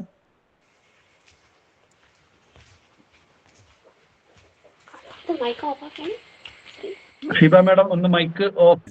അതിന്റെ ഫ്ലോ അങ്ങ് പോയല്ലോ. എന്തായിരുന്നു ഞാൻ പറഞ്ഞത്? ഫ്രീ ആയിട്ട് കൊടുത്തു ആൾക്കാർക്ക്. ആളുകൾക്ക് ഞാൻ ഫ്രീ ആയിട്ട് കൊടുത്തു. യെസ്, ആളുകൾക്ക് ഫ്രീ ആയിട്ട് കൊടുത്തപ്പോ ഒരു നല്ല ഉദ്ദേശം ഉണ്ടായിരുന്നു. എന്ത്? ഇതെല്ലാവരും മാറട്ടെ എന്ന്. അതിന്റെ ഇടയിൽ ഒരു ദുരുദ്ദേശം ഉണ്ടായിരുന്നു. എന്താ ദുരുദ്ദേശം? ഇവരുടെ മാറുന്നുണ്ടോ ഒരു ചെക്കിങ്. മാറുന്നുണ്ടെങ്കിൽ എന്നത് മാറിയത് ഇതുകൊണ്ടാണ്. മനസ്സിലാ? ദുരുദ്ദേശം നല്ല ഉദ്ദേശമാണ് ആദ്യത്തത് കേട്ടോ, നിങ്ങൾ എന്നെ പ്രാകരുത്. പക്ഷെ അതിന് ദുരുദ്ദേശം എന്ന് പറഞ്ഞാൽ ഇത് ഇവരുന്ന് മാറുന്നുണ്ടോ എന്നുള്ള ചെക്കിങ് കൂടെ. നോക്കുമ്പോൾ ഒരു 4 ദിവസം കഴിഞ്ഞപ്പോൾ ഒരാളുടെ ടിഷ്യൂ പേപ്പറായിട്ട് ഓടി വരുന്നു. നോർക്കാ എന്റെ കല്ല് കിട്ടി, എന്റെ കല്ല് മൂത്രത്തിൽ കൂടെ കല്ല് പോയ കഥയായിട്ടാണ് വരുന്നത്. ടിഷ്യൂ പേപ്പറിൽ പൊതിഞ്ഞിട്ട് കല്ല് കൊണ്ട് കാണിച്ചിരുന്നത്. ഒരാൾ വരുന്നു, എന്റെ കല്ല് പോയി, ഞാൻ സ്കാൻ ചെയ്തപ്പോൾ എന്റെ കല്ല് പോയി, എന്റെ വേദന മാറി, ഭയങ്കര റിസൾട്ട്, ഹൈ റിസൾട്ട്, ഞാൻ ഭയങ്കര ഹാപ്പി ആയി. അങ്ങനെ കൊടുത്ത് ഞാൻ അവിടെ കിഡ്നി സ്റ്റോണിന്റെ ഡോക്ടറായി. ഖത്തറിലുള്ള കിഡ്നി സ്റ്റോണിന്റെ നോക്കുന്ന ഡോക്ടർ നൂർ ഷാ. ആലോചിച്ച് നോക്കിയേ. അങ്ങനെ നാട്ടിലുള്ള ആളുകൾക്ക് ഈ യൂറി ഫ്ലഷ് വേണം. അപ്പൊ ഞാൻ എന്ത് ചെയ്യും? കോഴിക്കോട് ഉള്ള രാമനാട്ടുകരയും പുളിക്കലുള്ള ആളുകൾക്ക് ഈ സാധനം വേണം. ഞാൻ ഷമീറിനോട് വിളിച്ചു പറയും. അന്ന് വയനാട് ജില്ലയിൽ PUC ഇല്ല. ഷമീർ കോഴിക്കോട് വരും, ഈ സാധനം വാങ്ങും, വയനാട്ടിൽ വരും, ഖത്തറിലേക്ക് വരുന്ന ആളുകളെ തെരഞ്ഞെടുക്കും, അവർക്ക് കൊടുക്കും. അവർ ഖത്തറിൽ വന്നിറങ്ങും, എൻ്റെ അടുത്ത് തരും, ഞാനത് റഹീമിന് കൊടുക്കും. റഹീം കോഴിക്കോടേക്ക് പോകുന്ന ആളുകളെ തെരഞ്ഞെടുക്കും, കോഴിക്കോടേക്ക് വരുന്ന ആളുടെ ഈ സാധനം കൊടുക്കും, കോഴിക്കോട് വന്നിറങ്ങും, കോഴിക്കോടുള്ള ആൾ എന്താക്കും നോക്കണം. നിങ്ങൾ കോഴിക്കോടുള്ള സാധനം കോഴിക്കോട്ടുകാർക്ക് കൊടുക്കാൻ വേണ്ടി ഖത്തർ വഴി കച്ചവടം ചെയ്ത ഒരു ഭാഗ്യം ചെയ്ത ഒരാളാണ് ഞാൻ. അങ്ങനെ നിങ്ങൾ ചെയ്തില്ലല്ലോ. തൊട്ട വീടിന്റെ അടുത്തൊരു പേസ്റ്റ് കൊണ്ടേ കൊടുക്കുന്ന പറയുമ്പോൾ മടിയുള്ള ആളാ ഞാൻ. ഖത്തർ വഴിയാ കച്ചവടം ചെയ്തത്. അപ്പോ നിങ്ങളൊന്ന് ആലോചിക്കുക, അതിന്റെ സാധ്യത ഭയങ്കരമായിരുന്നു. പക്ഷേ ഇതെല്ലാം കഴിഞ്ഞ് ഞാൻ തിരിച്ചു വരുമ്പോൾ ഇതിനകത്ത് ബിസിനസ്സും പൈസയൊന്നും എനിക്ക് ആവശ്യമില്ല. കാരണം എനിക്ക് 2-2 ലക്ഷം രൂപ സാലറിയും കാര്യങ്ങളൊക്കെ ഉള്ള ഒരാളായതുകൊണ്ട് തന്നെ ഇതിനകത്ത് പൈസ എന്നെ വലിയ മോട്ടിവേറ്റ് ചെയ്തില്ല. പക്ഷേ ഞാൻ ഇവിടെ വന്ന് ലീവിന് വന്ന് ക്വാറന്റൈൻ കഴിഞ്ഞ് ഒരു 7 ദിവസം കഴിഞ്ഞ് ഇവിടെ ഇങ്ങനെ ഇരിക്കുന്ന സമയത്തുണ്ട് എൻ്റെ സുഹൃത്ത് എൻ്റെ റോഡ് സൈഡിലാണ് എൻ്റെ വീട്. ആ വീട് ഗേറ്റിന് മുമ്പിൽ ഒരു കാർ വന്നിട്ട്, ഒരു ബ്രാൻഡ് ന്യൂ ക്രെറ്റ കാർ, ഒരു റെഡ് കളർ കാർ. ഞാനിങ്ങനെ നോക്കുമ്പോൾ ഈ കാറാ. അപ്പൊ അതിന് മുമ്പ് ഞാൻ 7 ദിവസം കഴിഞ്ഞ വൈഫിന്റെ ബൈക്കും എടുത്തിട്ട് ഞാൻ കൽപ്പറ്റ പോയിരുന്നു. സത്യവാങ്മൂലം എഴുതി കുട്ടികൾക്ക് ബുക്ക് വാങ്ങാൻ വേണ്ടി പോവുകയാണെന്ന്. അപ്പൊ എന്നോട് അവിടുന്ന് പറഞ്ഞു, കോളേജും സ്കൂളില്ലാത്ത സമയത്ത് ബുക്ക് വാങ്ങാനുണ്ടോ, വണ്ടി സൈഡാക്കടാ, CC ചെയ്യാൻ പോകാൻ പറഞ്ഞ് എസ് കഴിഞ്ഞിട്ട്. ഞാൻ പറഞ്ഞു, സാറേ ഈ കളിക്ക് ഞാനില്ല, ഞാൻ പോട്ടെ, ഞാൻ അറിയാണ്ട് തെറ്റ് പറ്റിപ്പോയി പറഞ്ഞ് ഞാൻ തിരിച്ചു വന്നു. തിരിച്ചു വരുന്ന സമയത്ത് കുറച്ച് മാങ്ങയും പെറുക്കിയിട്ടാണ് വന്നത്. ആ മാങ്ങ എൻ്റെ വരാന്തയിൽ ചെരുപ്പ് കഴിച്ചിരുന്ന സ്ഥലത്ത് ഇങ്ങനെ ഇരുന്ന് തിന്നുകൊണ്ടിരിക്കുന്ന സമയത്താണ് ഈ കാറ് കയ്യിൽ ഇങ്ങനെ മാങ്ങ ഇങ്ങനെ വലിക്കുന്നുണ്ട്. ഗൾഫിൽ നിന്ന് വന്നാണല്ലോ, ഒരു നൊസ്റ്റാൾജി ഫീൽ ചെയ്തുകൊണ്ട് മാങ്ങ ഇങ്ങനെ തിന്നുകൊണ്ടിരിക്കുക. അപ്പോൾ ഉണ്ട് ഒരു കാറ് വന്ന് നിൽക്കുന്നു. അപ്പൊ ഞാൻ എഴുന്നേറ്റൊന്നുമില്ല, ഇത് ആരുടെ ഈ കാറ്, റോഡിൽ ഒരു വണ്ടി ഓടുന്നില്ല, ഇപ്പൊ ഒരു കാറ്. അങ്ങനെ ഞാൻ ഗേറ്റ് തുറന്നിട്ട് പിന്നെ ഞാൻ ഇവിടെ വന്നിരുന്ന്. അപ്പൊ ആ കാറ് വന്നിട്ട് മുറ്റത്ത് ഒരു ബ്രേക്ക് ഔട്ടലുണ്ട്. ആ ബ്രേക്ക് ചവിട്ടൽ ഒരു 1.5, ഈ പുതിയ വണ്ടി ഓടി വന്നിട്ട് ഒറ്റ ബ്രേക്ക് ഔട്ടുമ്പോ ടയർ അവിടെ നിൽക്കും, വണ്ടി ഒന്നും അങ്ങോട്ട് കുലുങ്ങും അല്ലെ. ഒരു 2 ഷോക്ക് മോഡൽ കണ്ടിട്ടില്ലേ? അത് മനഃപൂർവ്വം ചവിട്ടിയതുപോലെ എനിക്ക് പിന്നെയാ തോന്നിയത്. കാരണം അങ്ങനെ ചവിട്ടിയിട്ട് വണ്ടി. അപ്പൊ ഞാനിങ്ങനെ ഇരിക്കുക, ഡോറ് തുറന്നിട്ട് അപ്പുറത്തിങ്ങനെ ഒരു മറ്റേ CID മൂസയിൽ ക്യാപ്റ്റൻ രാജു വന്ന് ഇറങ്ങുന്ന പോലെ ഷുവാ ഞാൻ കാണുന്നത്. ആഹാ ഇതാരടപ്പാ. അങ്ങനെ നോക്കി തിരിഞ്ഞിങ്ങ് വരുന്ന നോക്കുമ്പോ ആരാന്നറിയോ? എനിക്ക് ഈ യൂറി ഫ്ലഷ് തന്ന ഷമീർ മുഹമ്മദ്. നിങ്ങൾ ആലോചിച്ച് നോക്കിയാ, ഒരു 3 വർഷം മുന്നേ ഗ്ലാമർ എന്ന് പറഞ്ഞിട്ട് ഗ്ലാമർ ഇല്ലാത്ത വണ്ടിയുമായിട്ട് വന്ന ചങ്ങായി അടിപൊളി ഗ്ലാമറുള്ള ഒരു വണ്ടി 4 രജിസ്ട്രേഷൻ വണ്ടിയായിട്ട് എന്റെ മുമ്പിൽ വന്ന് നിൽക്കുക. ഞാൻ കെട്ടിപ്പിടിച്ചതെന്ന് വെച്ച് കഴിഞ്ഞാല് ഈ വണ്ടി കണ്ടിട്ടൊന്നുമല്ല, ഞാന് എൻ്റെ ഈ കിഡ്നിയുടെ ഇത് മാറ്റി തന്ന ഒരാളാണല്ലോ. ആ ഒരു ഇഷ്ടം, എടാ നീ തന്ന സാധനം സൂപ്പറാ പറഞ്ഞു. ആ സാധനം മാത്രമല്ല, പിന്നെ രണ്ടാമത് ചോദിച്ചു, നീ ഇങ്ങോട്ടെങ്ങനെ? ഞാൻ അങ്ങോട്ട് പോലീസ് പിടിച്ചു, സത്യവാങ്മൂലത്തിന് പോലീസ് പിടിച്ചു. നീ ഇങ്ങോട്ടെങ്ങനെ, നീ എന്താ എഴുതിയതെന്നാ? എനിക്ക് നാളെ എഴുതി പോകാനാന്ന് പറഞ്ഞു. അപ്പൊ അയാൾ പറഞ്ഞു, ഞാനതില്ല, നിങ്ങൾക്ക് തന്നില്ല യൂറി ഫ്ലഷും സാധനങ്ങളൊക്കെ, ഞാൻ അതിന്റെ കമ്പനിക്കാരനാണെന്നുള്ളതിന്റെ ടാഗ് എൻ്റെ അടുത്ത്, മൈ ലൈഫിന്റെ ID കാർഡ് അയാളെ കഴുത്തിലുണ്ടായിരുന്നു. ഇതുണ്ടെങ്കിൽ ഈ ആയുഷ് പ്രീമിയത്തിന്റെ അംഗീകാരമുള്ളല്ലോ, എന്താ പറയുക, ഇന്ത്യയിൽ എവിടെയും പോകാത്രേ, ഒരു സത്യവാങ്മൂലം വേണ്ടാന്ന്. അപ്പൊ എനിക്ക് മനസ്സിലായി, ഞാൻ എഴുതിയത് നുണവാങ്മൂലമായിരുന്നു, ഇദ്ദേഹത്തിന്റെ കഴുത്തിലെ ടാഗായിരുന്നു സത്യം എന്ന് എനിക്ക് തിരിച്ചറിയുന്ന ആദ്യത്തെ നിമിഷം അതായിരുന്നു. അങ്ങനെ ഞാൻ അദ്ദേഹത്തോട് ഈ ബിസിനസ് കേട്ടു. ബിസിനസ് വ്യക്തമായിട്ട് എനിക്ക് പറഞ്ഞു തന്നപ്പോൾ 6 മാസത്തെ ലീവിന് വന്നതാ പ്രിയപ്പെട്ടവരെ. ഞാൻ 6 മാസത്തെ ലീവിന്, അത് കഴിഞ്ഞ് ഗൾഫിലേക്ക് പോകേണ്ട ആളാണ് ഞാൻ. ഈ 6 മാസം ഞാൻ പറഞ്ഞു, ഇതിനകത്ത് 2,16,000 കിട്ടും എന്ന് പറഞ്ഞപ്പോൾ ഞാൻ പറഞ്ഞു, ഞൊട്ടും. 2,10. കാരണം ഒരു 2 ലക്ഷം രൂപ ഗൾഫിൽ ഉണ്ടാക്കാനുള്ള പണിയും പാടും നമുക്കറിയാം. 2,10 പോയിട്ട് ഒരു 21,000 കിട്ടുകയാണെങ്കിൽ വേണ്ടടാ. ആഴ്ചയിൽ ഒരു 16 കിട്ടിക്കഴിഞ്ഞാൽ വലിയ അല്ലേ. പറഞ്ഞു, നീ വാ, 2,10 കിട്ടുന്ന ആളുകൾ ഉണ്ടോ എന്ന് ഞാൻ ചോദിച്ചു. കേരളത്തിൽ എനിക്ക് ഒരാളെ കാണിച്ചു തരാൻ പറ്റുമോ എന്ന് ചോദിച്ചു. പത്രക്കാർക്ക് അങ്ങനെയാണല്ലോ, എല്ലാം നേരിട്ട് കാണണം. അപ്പോൾ അപ്പം എനിക്ക് വയനാട്ടിൽ തന്നെ കാണിച്ചു തരാൻ. എനിക്ക് വയനാട്ടിൽ വന്നിട്ട് 2-3 ആളുകളെ കാണിച്ചു തന്നു. അതിൽ ഒരാൾ എൻ്റെ വീടിന്റെ സാധനങ്ങൾ വാങ്ങിയ MM ഹാർഡ്വെയർസിലുള്ള ഷാജി എന്ന് പറഞ്ഞ ഒരാളായിരുന്നു. അന്ന് ഞങ്ങൾ ചെല്ലുമ്പോൾ എനിക്ക് സിമെന്റും പിന്നെ മറ്റേ ആണിയും ബൾബും വയറൊക്കെ എടുത്തു തന്ന ഷാജി എന്ന് പറഞ്ഞൊരു വ്യക്തി എന്നെ കണ്ടപ്പോൾ, ഹാ നൂർഷ, ഞാൻ നിന്നെ തെരഞ്ഞെടുക്കായിരുന്നു, നീ എവിടെ നടന്നു, നല്ലൊരു ഓപ്പർച്യൂണിറ്റി കയ്യിൽ വന്നിട്ടുള്ള, നീ എവിടെ, നീ എത്ര നാളെ നിന്നെ കണ്ടിട്ടൊക്കെ ചോദിക്കുന്നു. ഞാൻ ചെല്ല ഷാജി ഏട്ടാ, എന്താ സ്ഥിതി, ഇങ്ങനെ വരുമാനം കിട്ടുന്നത് ഇയാൾ പറഞ്ഞു, ആടാ നീ നോക്കിയടാ, ഇങ്ങനെ പറയാം. ഇയാൾ ഫോൺ വെച്ച് 210 നമ്മുടെ ITC ലീഡർ ഷാജി സാറാണ്, സനൂപ് സാറാണ് ഞാൻ ആദ്യമായിട്ട് കാണുന്നത്, 2,16,000 വാങ്ങിയത്. അദ്ദേഹം നോക്കുമ്പോൾ എന്റെ ആദ്യം അറിയുന്ന ആളാ. നോക്കുമ്പോൾ അയാൾ പറയും, ഞാൻ മാത്രമല്ല ദാടി ഇതായി ഇവളും ഉണ്ടെന്ന്. നോക്കുമ്പോൾ അയാളുടെ ഭാര്യയും ITC ലീഡർ 2,00,000. എന്റെ വീട്ടിന്റെ അടുത്ത് മറ്റേ സിനിമയിൽ ജഗതി പറഞ്ഞ എന്റെ അമ്മയുടെ വീടിന്റെ തൊട്ടടുത്താണ് അയാൾ അല്ല പറയാ. അപ്പോ അങ്ങനെ ഇത് കണ്ടപ്പോ എനിക്ക് മനസ്സിലായി സീരിയസ് ആണ്. ഞാൻ ആദ്യത്തെ മാസം ഒന്ന് പഠിക്കാൻ ശ്രമിച്ചു, ചെയ്യാൻ ശ്രമിച്ചില്ല പ്രിയപ്പെട്ടവരെ, ചെയ്യാൻ ശ്രമിച്ചില്ല, ഞാൻ പഠിക്കാൻ ശ്രമിച്ചു. പഠിച്ചു കഴിഞ്ഞാൽ പിന്നെ നമുക്ക് ചെയ്യാലോ. ആ ഒരു മാസം കൊണ്ട് ഞാൻ ഇതൊന്നും മനസ്സിലാക്കി, പല മീറ്റിങ്ങുകളിലും അതുപോലെ തന്നെ ട്രെയിനിങ്ങിലൊക്കെ പങ്കെടുത്തു. അങ്ങനെ ഞാൻ പ്രിയപ്പെട്ട നമ്മുടെ എല്ലാവരുടെയും അപ്കമിങ് WTC ബെൽനി സാറിനെ പരിചയപ്പെട്ടു. ബെൽനി സാറുമായിട്ട് ഞാനൊരു സിറ്റിംഗ് നടത്തി കാര്യങ്ങൾ സംസാരിച്ചു. അങ്ങനെ ഒരുപാട് പ്രിയപ്പെട്ട ലീഡേഴ്സിനെയൊക്കെ കണ്ട് അങ്ങനെ ഞാൻ എന്തൊക്കെ എന്നാ ചെയ്യാന്ന് പറഞ്ഞു 6 മാസം ചെയ്തു നോക്കാം. 6 മാസം ഞാൻ എടുത്ത തീരുമാനം ഇതാണ്, ചെയ്യാതെ 6 മാസം കഴിഞ്ഞിട്ട് ഞാൻ അങ്ങ് പോയി കഴിഞ്ഞാൽ ഞാൻ കമ്പനിയെ കുറ്റം പറയുന്നത് നുണയാണ്. ഒരു കാര്യം ചെയ്യാതെ ഈ കമ്പനിയിൽ ഒന്നും കിട്ടുക എന്ന് പറഞ്ഞ് പോയി കഴിഞ്ഞാൽ ഞാൻ കമ്പനിയോട് പറയുന്നത് നുണയാണ്. അപ്പൊ അത് ഞാൻ എന്നോട് ചെയ്യുന്ന ഒരു ചതിയാണെന്ന് മനസ്സിലാക്കിക്കൊണ്ട് ഈ 6 മാസം വ്യക്തമായിട്ട് ഞാൻ പണിയെടുത്തു. രണ്ടാമത്തെ കാര്യം, ഇനി വേണ്ട എന്നും പറഞ്ഞ് എക്സ്ക്യൂസും പറഞ്ഞ് പോവുകയാണെങ്കിൽ ഇവിടെ ഷെമീർ 2,16,000 ആഴ്ചയിൽ വാങ്ങുമ്പോൾ മാസത്തിൽ 8,40,000 ആയി. എന്റെ ചിന്ത പോയ പോക്ക് നോക്കണം നിങ്ങൾ. അപ്പൊ എന്റെ 2,70,000 എന്ന് പറഞ്ഞാൽ മാസത്തിലാണ് കിട്ടുമ്പോൾ ഇയാളോട് ആഴ്ചയിൽ വാങ്ങുമ്പോൾ അത് നമുക്ക് നടക്കുവോ? അതും പ്രത്യേകിച്ച് നമ്മളെ കൂടെ ഓട്ടോ ഓടിച്ച ചങ്ങായി ഓരങ്ങനെ ബെൻസും വാങ്ങി ഓടിക്കുക, ഞാനിങ്ങനെ കാറും വാങ്ങി ഓടിക്കുക, നടക്കുവോ? നടക്കൂല. ചെറിയൊരു കുനിഷ്ടും അസൂയയും നമുക്ക് ഉണ്ടാവണം, അതായത് ആരോഗ്യപരമായിട്ട്. ആ ഒരു സാധനം എന്നിൽ ഉടലെടുത്തു എന്ന് എനിക്കറിയില്ല. പിന്നെ ഞാൻ മനസ്സിലാക്കിയത് 2,50,000 മാസം തരുന്ന അറബി പറയുന്നത് കേൾക്കണോ, 2,16,000 ആഴ്ചയിൽ വാങ്ങാൻ പോകുന്ന ഷെമീർ പറഞ്ഞത് കേൾക്കണോ? ഇത് രണ്ടും തമ്മിലുള്ള യുദ്ധമായിരുന്നു. ആ യുദ്ധത്തിൽ ഷെമീർ വിജയിച്ചു. അങ്ങനെ ഞാൻ 6 മാസങ്ങൾക്ക് ശേഷം പെട്ടെന്ന് ഞാൻ ബ്രോൺസായി, സ്റ്റാറായി. ഏകദേശം 1 മാസം കൊണ്ട് ഞാൻ TC ആയി. കാരണം അന്ന് എനിക്ക് ഫുൾ ടൈമറായിട്ട് ഞാൻ വർക്ക് ചെയ്യായിരുന്നു. അന്ന് ഈ ഗൂഗിൾ മീറ്റിന്റെ സഹായത്തോടുകൂടി മീറ്റിംഗ് ചെയ്ത് അങ്ങനെ ഞാനിത് വർക്ക് ചെയ്തു. അങ്ങനെ 2 പേരോട് 9 പേരോട് ഞാൻ ബിസിനസ് പറഞ്ഞു. ആദ്യത്തെ 3 ആളുകൾ എന്നോട് വട്ടാണ്, നിനക്ക് മുഴുവട്ടാണ്, നിനക്ക് പ്രാന്താണെന്നൊക്കെ പറഞ്ഞു. കാരണം എന്നെ ഏറ്റവും വേണ്ടപ്പെട്ട ഒരാളായിരുന്നു ഞാൻ ആദ്യമായിട്ട് പറഞ്ഞത്. എന്റെ ഡിസിഷൻ മേക്കർ, എന്റെ കൂടെ എന്തിനും നിൽക്കുന്ന ഒരാളായിരുന്നു. അയാൾ നെഗറ്റീവ് പറഞ്ഞു. രണ്ടാമത്തെ ആൾ എന്റെ മാമന്റെ മോനായിരുന്നു, എന്റെ കൂടെ എന്തിനും നിൽക്കുന്നവനായിരുന്നു, അവനും എന്നോട് നെഗറ്റീവ് പറഞ്ഞു. മൂന്നാമത്തെ എന്റെ ബിസിനസ് പാർട്ണറായിരുന്നു. അവനോട് പറഞ്ഞപ്പോൾ അവൻ പറഞ്ഞു, ബിരിയാണി വാങ്ങി തന്നാൽ ഞാൻ നിന്റെ കൂടെ വരാന്ന് പറഞ്ഞു. ബിരിയാണി വാങ്ങിക്കൊടുത്തു. പിറ്റേന്ന് രാവിലെ ചെന്നപ്പോൾ അയാൾ എന്നോട് പറഞ്ഞു, നീ പറഞ്ഞത് സത്യമായിരുന്നോ? കാര്യമാണ്, നിനക്കൊന്നും വേറെ പണിയില്ലെന്ന് ചോദിച്ചു. 3 ആളുകൾ നോ പറഞ്ഞപ്പോൾ ഞാൻ ഇത് വീണ്ടും ഈ പുസ്തകം മടക്കി വെച്ചിട്ട് ഷെമീറോട് പറഞ്ഞു, ഗുഡ് ബൈ, ഞാനില്ല, നിനക്കേ ഇത് പറ്റൂ. ഞാൻ പറഞ്ഞിട്ട്, ഞാൻ വലിയ പത്രപ്രവർത്തനം സംസാരിക്കുന്ന ആളൊക്കെ തന്നെയാണ്, പക്ഷെ ഈ ബിസിനസ് പറഞ്ഞാൽ ആരും കേൾക്കുന്നത്, നീയൊക്കെ എങ്ങനെയാണ് ഇതൊക്കെ നടത്തുന്നത്, നിനക്കേ പറ്റുള്ളൂ, ഞാൻ പോകാൻ പറഞ്ഞു. ഗൾഫിലേക്ക് ഒരു പോക്കങ്ങ് പോയി. ഇത് കേൾക്കാതെ ഗൾഫിലേക്ക് ഒരു പോക്ക് പോയിട്ടാണ് ഞാൻ തിരിച്ച് 2.5 വർഷം കഴിഞ്ഞ് വരുമ്പോഴത്തേക്കാണ് ഈ സംഭവം നടന്നത്. അങ്ങനെ ഞാൻ എന്ത് ചെയ്തു, ബാക്കി 6 പേരോട് ഷെമീർ പറഞ്ഞു, നീ ഇത് പഠിക്കാതെ പറഞ്ഞു, നീ എന്നെ കൊണ്ടുപോയിട്ടൊന്ന് സംസാരിപ്പിക്കുക. അന്ന് ഷെമീർ TC എങ്ങാണ്ടേ ആയിട്ടുള്ളൂ. നീ എന്നെ കൊണ്ടുപോയി സംസാരിക്കുന്ന പറഞ്ഞാൽ എന്നാ പിന്നെ ശരി, ഈ ഷെമീറിനെ തോപ്പിക്കുക എന്നുള്ളതാണ് പിന്നെ എൻ്റെ ആവശ്യം. ഷെമീറിനെ തോപ്പിക്കണം. അപ്പൊ നല്ല ആളുകൾ, ഞാൻ പ്രൊഫസർമാരടുത്തും അതുപോലെ തന്നെ അങ്ങനെയുള്ള ഹൈടെക് ആയിട്ടുള്ള ആളുകളുടെ അടുത്തേക്ക് കൊണ്ടുപോയി. അവർക്ക് ഒരുപാട് ചോദ്യങ്ങൾ ചോദിച്ചു. അതിനെല്ലാം ആൻസർ ഷെമീർ കൊടുക്കുകയും, എന്നാൽ ഞങ്ങളുണ്ട് പറഞ്ഞു ഒരുപാട് ആളുകൾ. 9 ആളുകൾ പറഞ്ഞു. ആദ്യത്തെ 3 ആളുകൾ നെഗറ്റീവ് പറഞ്ഞു. അതിനുശേഷം 6 ആളുകളും ബിസിനസ്സിൽ വന്നു.